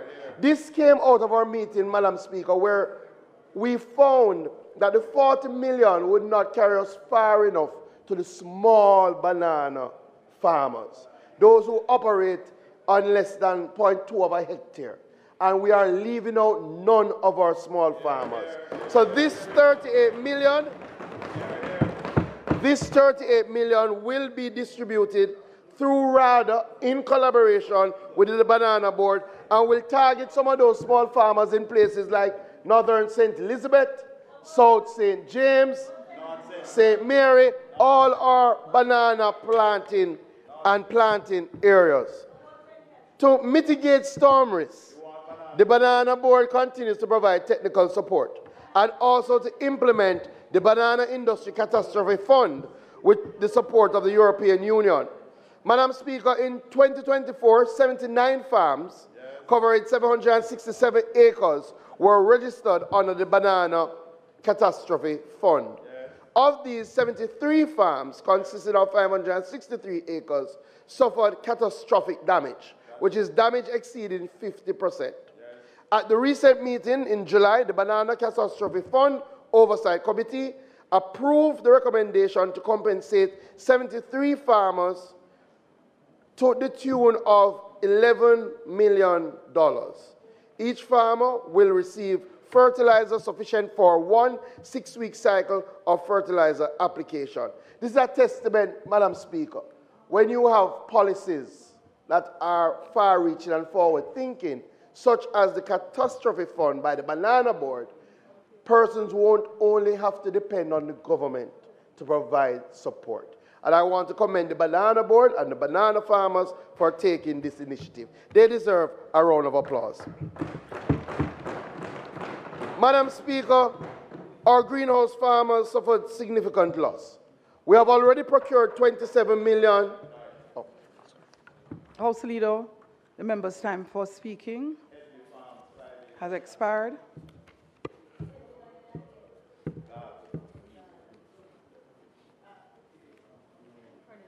I need about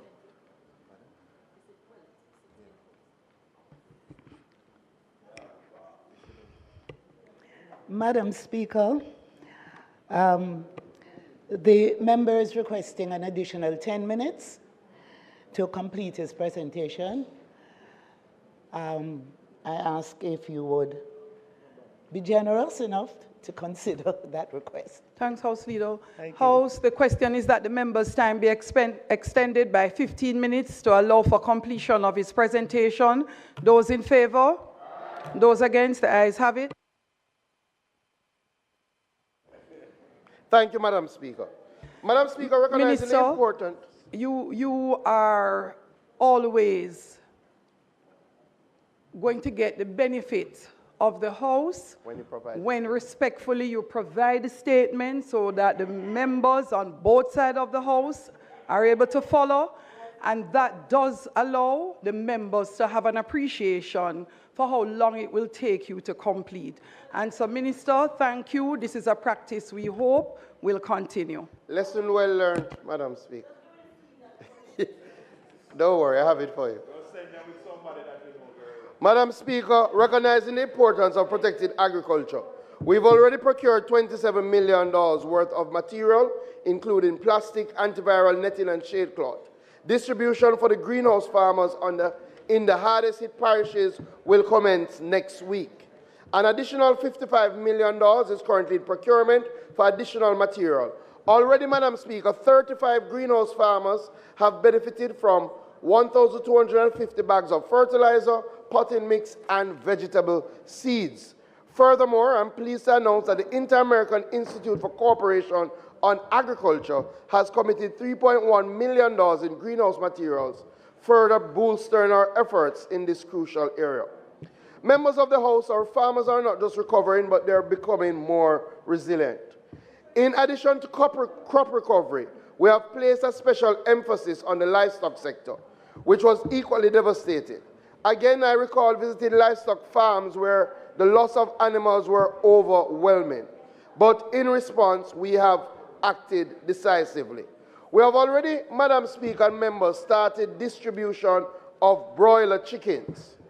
And I have provided a table in relation to our breakdown because we are looking to distribute 57,600 broiler chickens to replace the losses suffered across our parishes. In fact, we've earmarked a percentage for St. Elizabeth, Manchester, Clarendon, all parishes, but it's based on the level of loss. Already, 833 livestock farmers have benefited from these interventions. Furthermore, we have a program, members, about $26 million has been allocated because not only did our chicken farmers lose their chickens, a number of them also lost their infrastructure, their chicken houses. And as such, for the first time, we will not just be focusing on providing chicken. We will also be helping them in building back their chicken houses. So, Madam Speaker, we have earmarked $26 million to help provide infrastructure support, such as shelters and feeding systems for our livestock farmers. Madam Speaker, our dairy farmers have already received 20 tons of feed and about 30 relief kits, which consists of recovery medicine for animals and cleaning agents. We're currently repairing the infrastructure, milk and parlor infrastructure for 3 farmers. But when I went into the field and I was distributing some of these recovery kits and I spoke to our dairy farmers, what they highlighted, Madam Speaker, is that while they didn't suffer a lot of animal loss, they suffered significant loss from not having electricity for an extended period. So even when they were able to gather the milk, they were unable to store and distribute the milk. That has caused about $10 million in losses to our dairy farmers, and that is direct loss to their profitability and their cash flow. So, Madam Speaker, I'm pleased to announce that the Ministry of Agriculture will be providing direct support to the tune of $5 million. 50% of the losses we will provide back to the dairy farmers in the form of direct cash grants to those farmers. Madam Speaker, we often overlook our beekeeping industry, but the truth is beekeeping is at the heart of agriculture because bees play such a critical role. As such, they're essential for pollination and honey production, and a number of our bee farmers lost their apiaries. We're providing $7.1 million in support to help our affected bee farmers. And we have broken this down as follows. We're going to be providing them with some supplementary feed in the form of sugar at about $5 million. We're going to provide $1.8 million worth of pollen supplement, and we're also going to be providing $200,000 to focus for a number of bee farmers on training. Madam Speaker, we've identified 51 roads to be done as part of our Hurricane Beryl recovery program, and work will start on these roads over the next few weeks. These projects, Madam Speaker, are small road rehabilitation projects. So we have asked the teams to go out, and where they have identified roads that have suffered some damage from Hurricane Beryl, especially those farm roads which were done over the last few years, we've asked that that information be passed to us so that we can do some remedial work, because we do not want to lose the gains that we have made. So we've earmarked $70 million to treat with some work across 51 roads.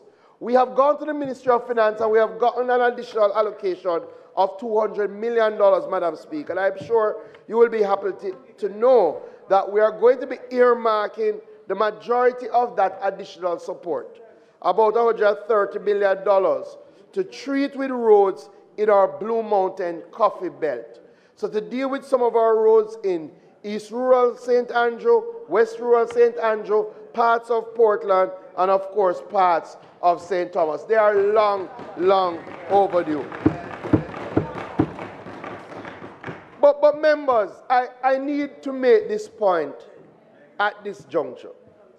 So I have just spoken about 51 roads that we're going to do, and an additional $200 million. You know, in years gone by, when the affairs of the country were not properly managed, when you had things like Hurricane Beryl, and you had farm roads that were damaged, you would have to dip into your own farm road budget to treat with these new expenses.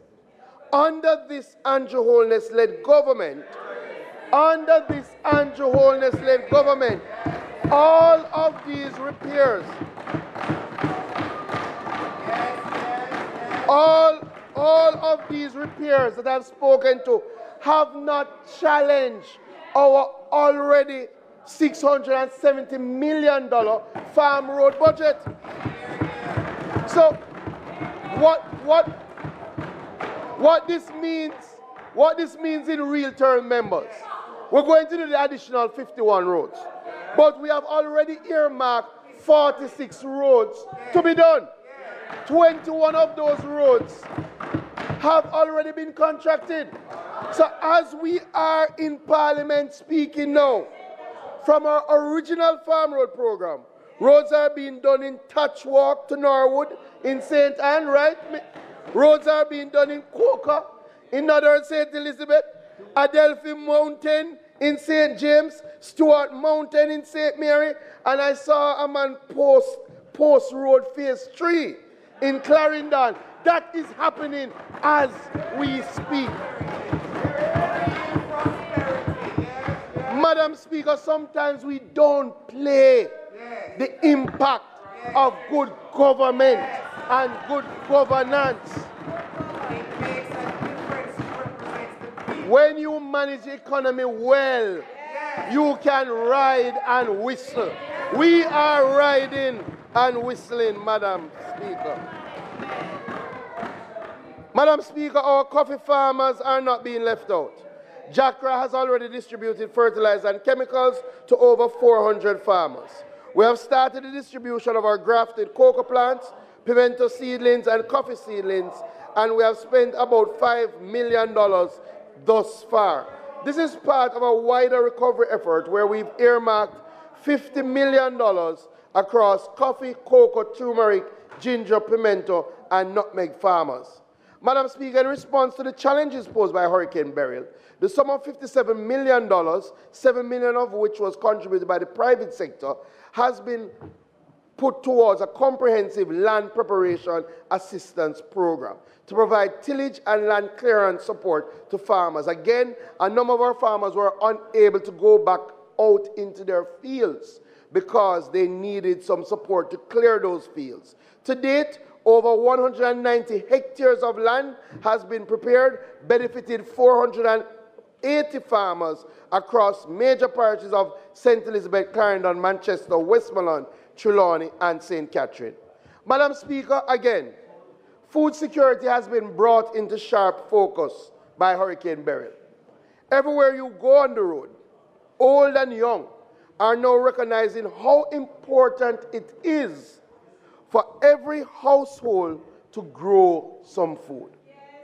As such, Madam Speaker, I spoke about it in my sectorial earlier this year, and I'm pleased to announce that we will start the Urban Harvest Program come next month. Under that program, Madam Speaker, we will be distributing 3,000 backyard gardening kits, especially across our urban centers, to ensure that we are focusing on food security. Additionally, we will be for the first time distributing 250 vertical farms. We are going to be going into distributing vertical hydroponic farms. They can be indoor or outdoor because we have to embrace the technology in relation to food security.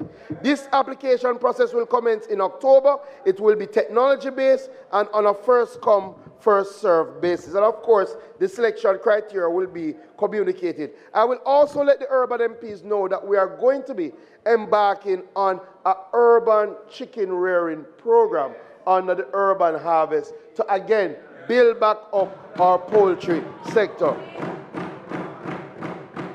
Another area, Madam Speaker, we lost about 890 hectares of fruit trees during Hurricane Beryl.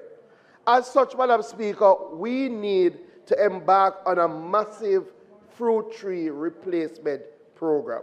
I want to work with our MPs in this regard, and I'm now throwing out the challenge to MPs to come up with some fruit tree planting initiatives. I have allocated 30,000 fruit trees to be distributed among members of Parliament. We are going to do it first come, first serve. So I'm saying, MPs, identify an area in your constituency, reach out to us. We will provide you with the planting material and the technical support. Let us start planting our fruit trees again. Madam Speaker, as I am closing, I want to thank the private sector and our international partners that have come forward to support our recovery initiatives. To date, the ministry has received $81 million in cash and kind from these partners, with an additional estimated $40 million of direct input support that have been provided to the sector. The recovery efforts have been bolstered by the generosity of our partners, including donations from FirstSun and Hypro, 2,000 bags of fertilizer from FirstSun, 230 bags from Hypro. Those have been really invaluable in replenishing soil nutrients on recovering farms. Madam Speaker, our fisheries sector has also received support. Hurricane Beryl affected about 11,233 fishers island-wide, with more than 67 fishing beaches suffering damages estimated to cost in excess of $221 million. We have distributed $29 million in disaster relief to over 580 fisher folks across the island.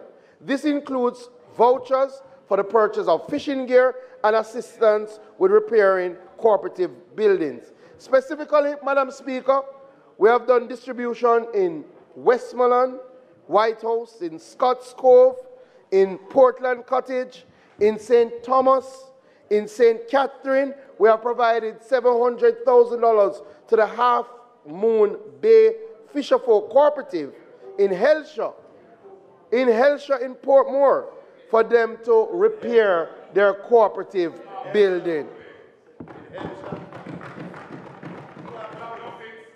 Madam Speaker, let me take this opportunity to recognize the invaluable support of the Sanders Foundation, which has donated $2.5 million to the fisheries sector, including 62 1.5-inch mesh wire panels to Rocky Point, 23 to Portland Cottage, 62 to Parity, 92 to Great Bay. Additionally, the NCB Foundation and Rainforest have earmarked $10 million for Fisheries Beach development. That deserves a big, big round of applause. The Breads Foundation in St. Elizabeth has also helped with 120 fisherfolk receiving wire and nets from the Breads Foundation. Madam Speaker, we have already distributed $150 million to our members of Parliament. 100 million around agriculture, 50 million around fisheries. Again, that distribution has been based on the extent of damage that was suffered under Hurricane Beryl. Madam Speaker, as I close, an analysis of our food prices indicates that while some crops such as tomatoes and certain varieties of sweet peppers saw significant price increases due to supply disruptions, others like lettuce, carrots in the weeks following the passage of hurricane experienced price stabilization. However, I'm pleased to report that some staples such as cucumbers, watermelons have maintained some stability, and we have, Madam Speaker, intervened. So we have looked at helping our farmers come back, and we've also allowed traders to tap into external sources to provide that stability. So the ministry has implemented targeted interventions to support our farmers, enhance crop resilience, and improve supply chain efficiency. These measures, combined with the natural recovery of our agricultural lands and the dedication of our farming community, give us the confidence that we will see a return to more favorable and stable prices and affordability for all Jamaicans. Members of the House, this recovery is not just about numbers. It's about the people whose lives have been disrupted by a disaster. It is about the farmers and the fishers who are the backbones of our economy. They have shown tremendous resilience in the face of adversity. And I know there is still a lot of ground to cover. But I really want to thank the teams at the Ministry of Agriculture and Fisheries, especially the team at RADA and the National Fisheries Authority. They have been out providing technical assistance, ongoing support, training initiatives, and helping our farmers and fishers prepare for future climatic shocks. Madam Speaker, in closing, I'm pleased to report that the Hurricane Beryl Recovery Program has made significant strides in stabilizing our agricultural sector. While there is still work to be done, the progress thus far is encouraging, and we are well on our way to restoring agricultural productivity to pre-hurricane levels. This program not only supports immediate recovery, but strengthens our overall resilience for the future. As we approach the Yuletide season, traditionally a period of increased demand for fresh produce, the outlook remains positive. We will continue to pay attention to all areas of agriculture, including what is happening in relation to our chickens, our poultry sector, and ensuring that our consumers have access to the best poultry in the world. The surge in the supply from various production areas will help to ensure that the prices for vegetables and fruits remain stable. The road to recovery is long, but I'm confident that under the leadership of this Prime Minister, with the support of the members of the government, with the indomitable spirit of our farmers and fisherfolk, not only will we recover, but we will thrive. God bless you. Thank you, Madam Speaker. Thank you, Minister.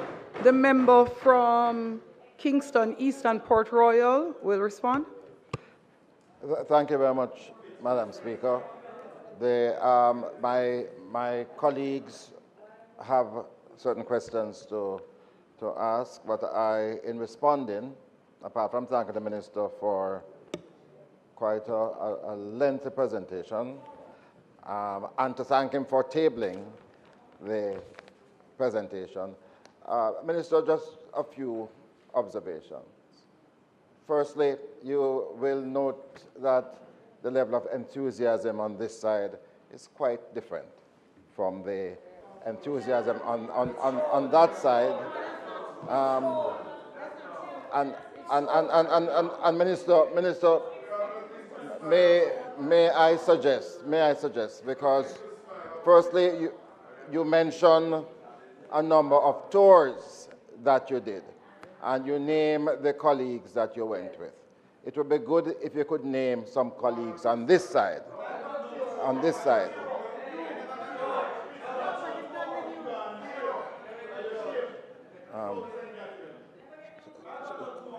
Well, he didn't name everybody on that side. He named a few. Madam Speaker, yes. Right. So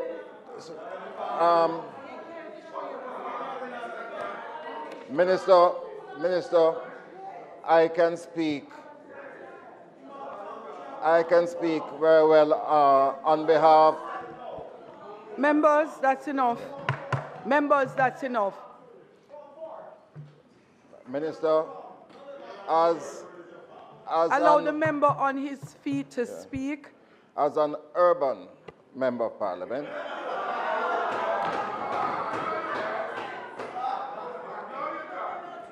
I believe that there are significant shortcomings in relation to urban communities. Mr.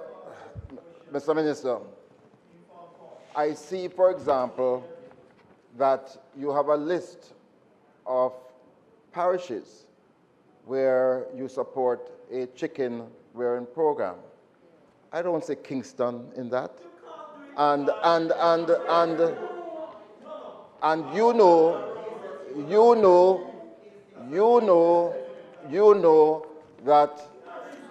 that in Kingston, there's a member from Central Kingston here too, you know, so the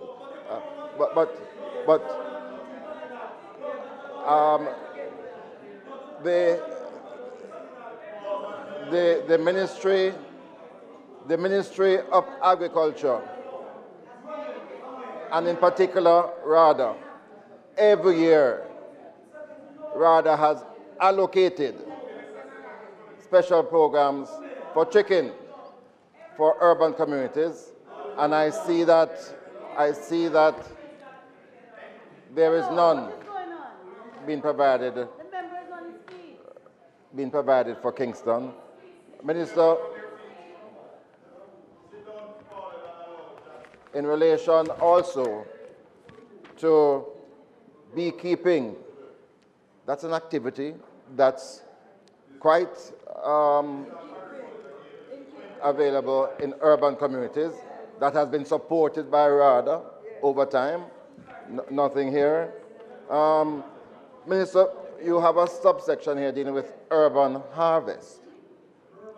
Where is that for urban communities? Because to date I'm not aware that anything is provided. And Minister, in relation to fisheries, last year an allocation was made to urban communities, communities with fishing, mine in particular, and I know others. To date, that allocation has not been settled, even though we just got a new amount of 500,000.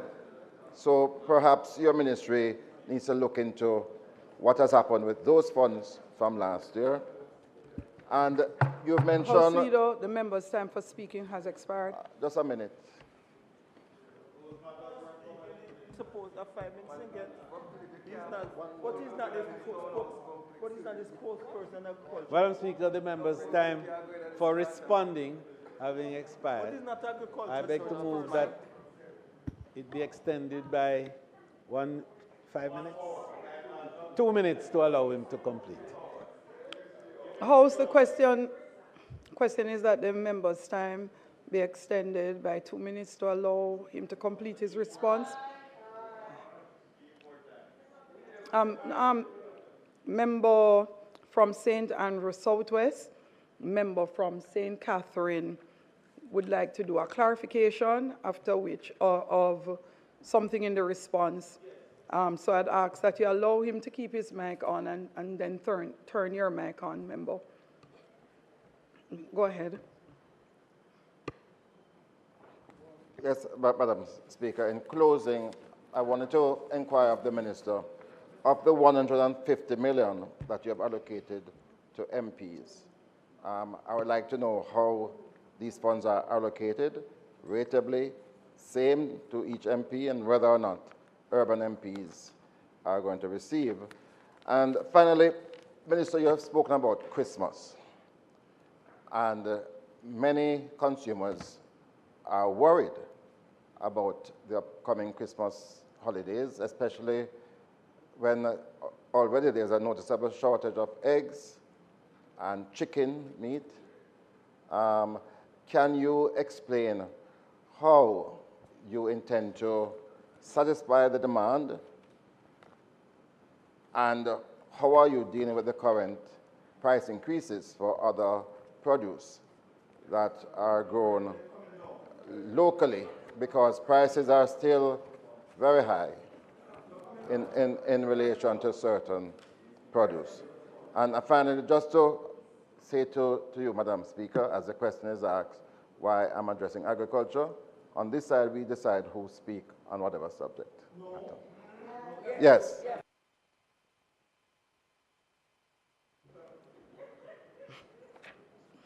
Member from St. Catharines, Southwest. Madam Speaker, the member from East Kingston, Port Royal mentioned or stated then that the minister spoke about chicken rearing and replenishing for after burial. But I need to remind him, and the former mayor for Kingston, she knows that very well, the member from Southwest St. Andrew, that it is illegal to rear chicken in the town because of the Town and Country Planning Act. You can't raise chicken in Kingston. You can't raise Kingston based on the Town and Planning Act. Secondly, you can't. It's against the law. It's against the law. Secondly, he mentioned about you can't raise in town and the Town and Country Planning Act. He mentioned about benefits for fishing areas. He doesn't have none. You are the only one that has fishing area in Kingston. George, shut him out. Legally, she's the only one that has a fishing beach here. You don't have none. And then, let me finish. I didn't cut you. Point of order. You did allow me to finish. Point of order. I'm not going to yield. Let me finish. Let me finish. Let me sit. What point of order? Because I want to raise kitchen Kingston. Member from St. Catharines, Southwest. Allow me to complete. There's a point of order. You can raise chicken in Kingston and St. Andrew.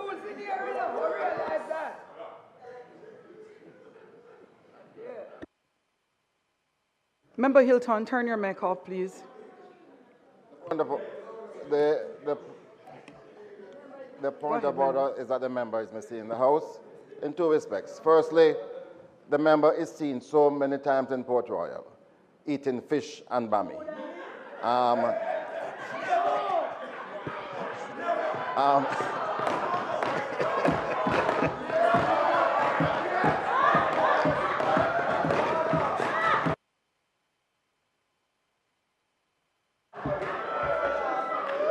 Madam Speaker, the member mislead this House. I have never had fish and bam in Port Royal. I don't, a matter of fact, not even the canteen I eat fish in here. Unless it's all over bay, I don't eat fish nowhere else.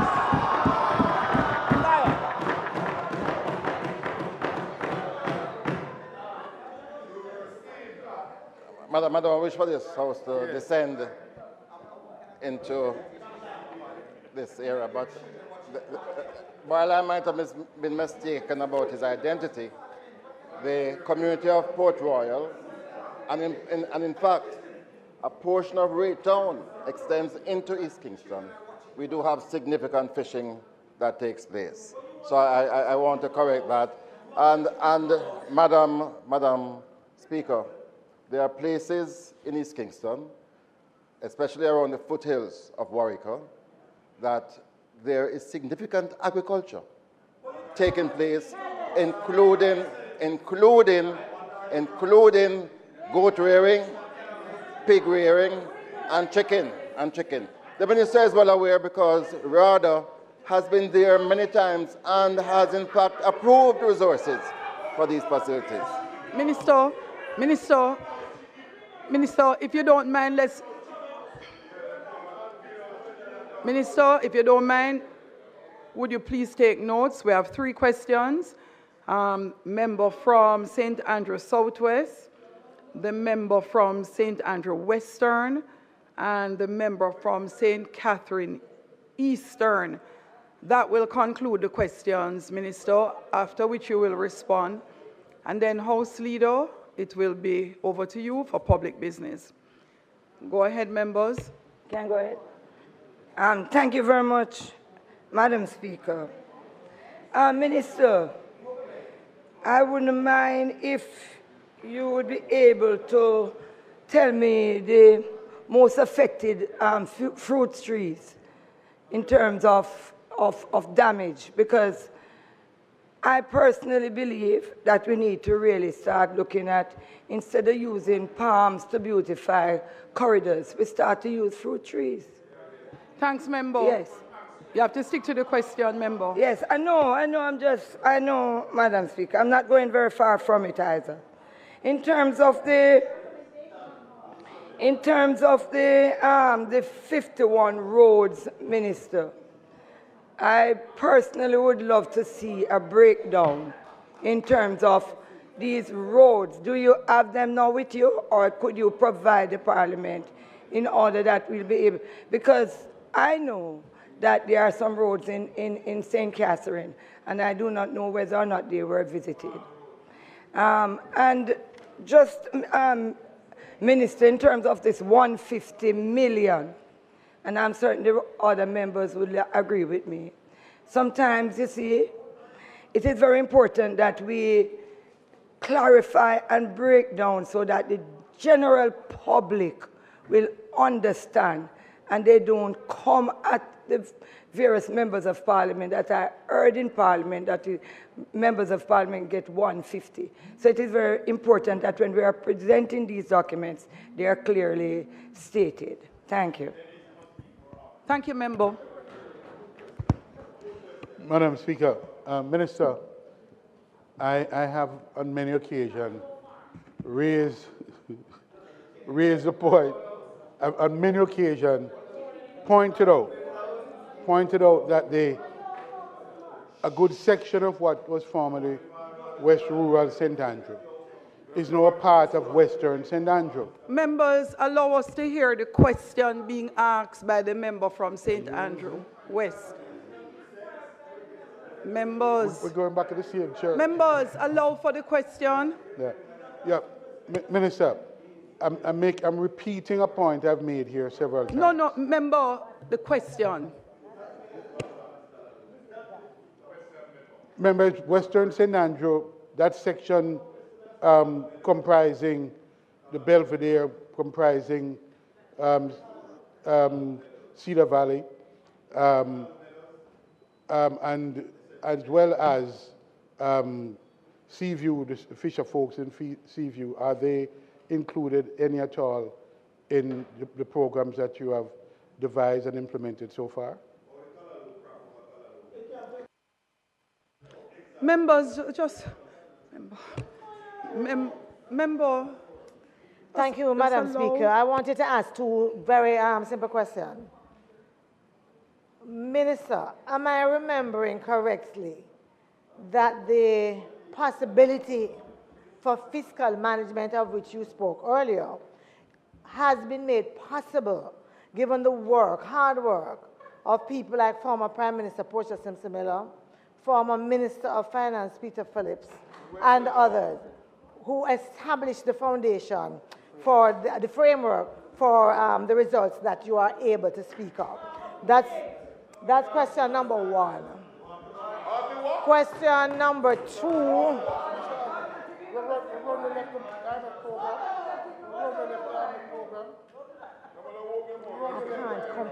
Member needing protection? Yes, I do. Members, please allow the member to ask her questions without distraction.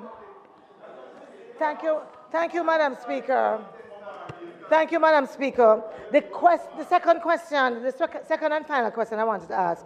Would you agree with me, Minister, that as important as the support is for our farmers, and I want to agree that it is also important for us in this House and those of us who are in authority in the country to be as honest and as transparent in our actions so that individuals can see us as true leaders acting in their interest. Minister, thank you. House, please allow the minister to respond. So, Madam Speaker,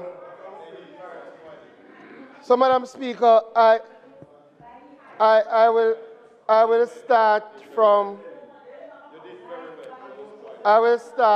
the last of the questions and work my way around. So, Madam Speaker.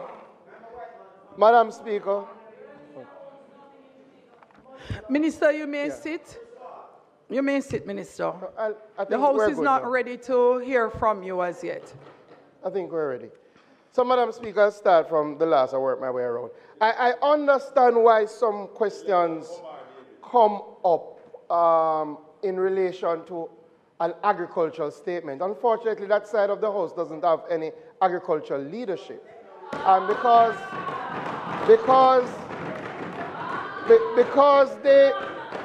they don't have any, then they stray. They stray and ask questions that have nothing to do with the statement or agriculture. So I will forgive it. But I'll say something about fiscal responsibility, just to put some things in perspective, Madam Speaker. You know, I looked at the last budget in 2015 to 2016, right? Because the point that I was trying to make in my speech, which may be missed, it's one thing. It's not just fiscal responsibility. It's about how you use the resources to benefit the people on the ground, our farmers. And what I saw, Madam Speaker, in 2016, our entire farm road budget was $182 million, which is not even, that doesn't come close to our response budget, much less our farm road budget. In total, we're going to spend $800 million on farm roads this year. So it may have missed the member that this is not just about responsibility, but it's about having a government who will use that responsibility to better the lives of our farmers. That is what we're doing now. Again, the member from Western, St. Andrew, again, and you know, he's my friend, and so I'll respond. But this statement, Madam Speaker, was not about our overarching agricultural programs. This statement was about Hurricane Beryl recovery, right? It was about Hurricane Beryl recovery, right? So the question, member, definitely in our overall agricultural program, the areas that you've identified, I have no difficulty once there are registered farmers in that area to work with you and work with those farmers. I have no challenge with that, member.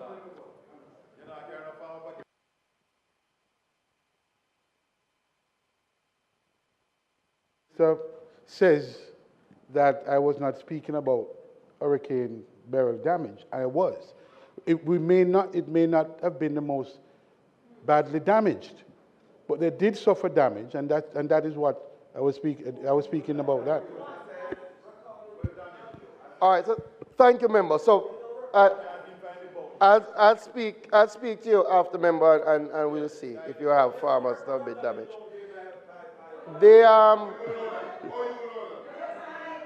The member from Eastern St. Catherine, very excellent suggestion about fruit trees.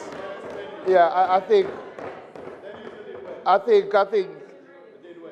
So the reality, members, we really have to think about this. The fruit trees that we now benefit from were planted by our generation, right? So we really have to embark on a robust fruit tree planting program. So I think your suggestion is very, very critical. What we did see in terms of what we saw most losses from would be our ackee trees. That is, unfortunately, in the Clarendon, St. Elizabeth belt, a number of them came out. We did see some losses in mangoes as well, right? But almost all areas, all fruit lines. So what we've done is that we're ramping up our nursery support. So I would love to partner with you in some areas in your constituency to see if we can plant out some fruit trees, right? I take the point about the 150 million. Sometimes when we say the big figures, people don't appreciate, and I'll make the point. So, and I'll make the point in answering Member Paulwell's question. And the roads, I will supply a list in relation to the rehabilitation.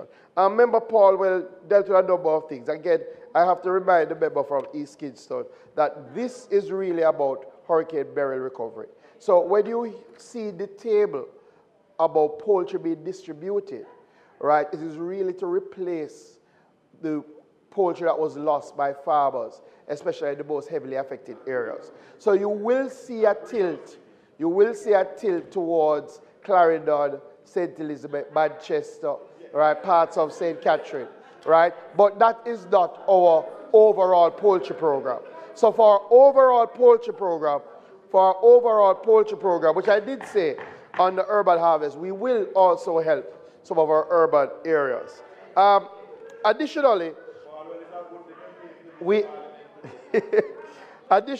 what we shared, and you mentioned eggs, member. So what we shared was our broiler chicken distribution of about 57,000. We are starting our pullet distribution for layer chickens. We're starting that in the first week of October, and we're looking to distribute about 50,000, right? So we're going to be helping our farmers, our egg farmers who have lost significantly, to be able to get back. And hopefully, we will be monitoring it for them to be able to get back come by the Yuletide season. I mentioned a few other things. Again, the urban harvest is part of our response, but looking forward, right? And the urban harvest is about how do we build food security in urban areas, right? Especially understanding that some parts of the South Coast are threatened from these weather events. Hence my announcement of the backyard gardening program. And again, backyard doesn't mean that you have to have space. That's why we're going to do some containerized solutions and the vertical gardening. So we're working on that. Just to say, I have toured and I have visited with a number of MPs on your side. Unfortunately, the reality is that not a number of your MPs don't have big farming areas. Nonetheless, I have visited, you want to name, Dr. Guy. We had a wonderful time at the regatta in Padgy Beach, right? Again, working with our fisheries, because that was part of our recovery effort, and the ministry provided direct support so that the fishers could get back out there. And I'll share some of the pictures. And I tour a lot with Member Hannah, because Member Hannah is a big farming area. We have some pictures that can be shared. And I know I am due to go and visit with Miss Natalie Nita, because we have roads. We have roads to open up in that place. That's what I've come.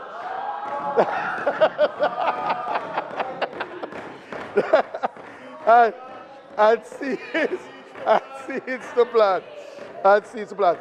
Two more things. Two more. Keep quiet. Two more things. So the 150 million has already been distributed, right? And the 150 million has been distributed. 100 million for agriculture, 50 million for fisheries. The breakdown, there are 3 tiers, right, depending on the level of damage that was suffered, a lower tier, a middle tier, and a high-end tier. Regardless of political affiliation, that makes no difference. MPs would get the same level once they're in the same tier across constituencies. So for example, in the fisheries tier, clearly yourself, Member Paul, would have gotten some additional support. I have taken note that you had indicated that the original support was not settled, because I'm happy you raised it, because I was of the impression that it was on your side that you hadn't supplied the list. So we'll speak after, because I had a note to speak to you after that has not yet been dispersed. But the money is there. The money is there. And again, like your constituency, Member Burke's constituency that have fishers would have gotten an allocation on the fisheries side. You might not have gotten an allocation on the agriculture side. So we have done that. Finally, just to commend my state minister, Minister Witter, who has been doing a lot of heavy lifting during this time. You know, we both suffered tremendous loss across our constituencies from Hurricane Beryl, but we still had to be out there trying to ensure that in general our agricultural sector rebounds. We will be good for Christmas, and the government and the ministry will do everything to ensure that our citizens have access to food, to our best fresh food at affordable prices come the Christmas season. Thank you. Thanks. House Leader, Public Business. Okay. Madam Speaker, I believe we really have had a very fulsome presentation this evening from the ministers on the excellent performance of their ministries. Madam Speaker, it is not intended to do any further business today. I therefore invite you to adjourn this Honorable House until Tuesday, October 1 at 2 p.m. at the George William Gordon House. But just before on the motion of adjournment, Madam Speaker, I'd just like to update the House in relation to the program for the State of Constituency debate.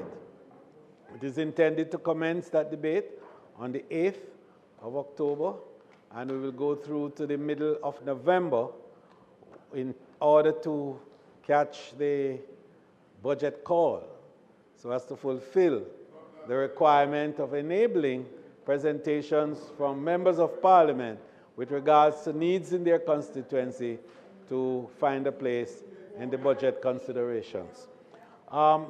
Madam Speaker, the effort also to continue to improve the creature comforts within the chambers and the areas around the chamber is going apace, and members would have noticed that there's a little inconvenience in terms of the luncheon arrangements and so on now, but it will be short-lived, and in another 2 weeks, I'm advised that we will have a refurbished,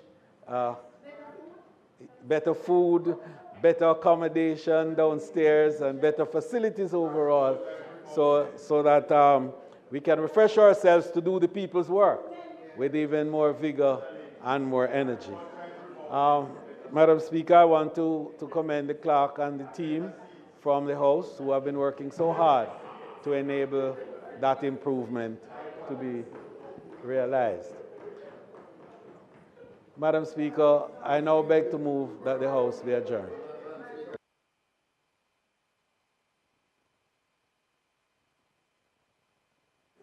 Madam Speaker, as we anticipate the constituency debate, those debates were intended to influence the budget.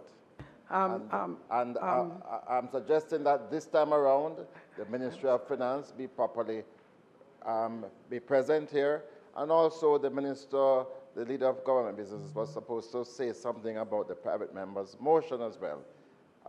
But yes, so we need to hear. Madam Speaker, in keeping with the discussion that the Leader of Opposition Business and I have had on the arrangements for the House, it is intended to infuse within the frame of the debate such opportunities as may be necessary for private members' motions. But the determined period for this has been also identified as to be that period from the middle of November to the end of the session. So, Madam Speaker, the sense that, you know, we have to formalize properly the arrangement for private members' motion, I think is very strong, because the provisions by the standing orders for it is very weak, and you know, the time designated is unacceptable for 5 o'clock in the evening onward on a Thursday when the House doesn't meet, in fact. So we have to rearrange that in the standing orders and to allow for private members' motion to happen, you know, apace with the other activities of the House. May it please you, Madam Speaker. Thank you, House Leader. The question is that this Honourable House do now adjourn for October 1st, that's Tuesday, at 2 p.m. sharp. Those in favor? Aye. Those against? The ayes have it. This Honourable House now stands adjourned.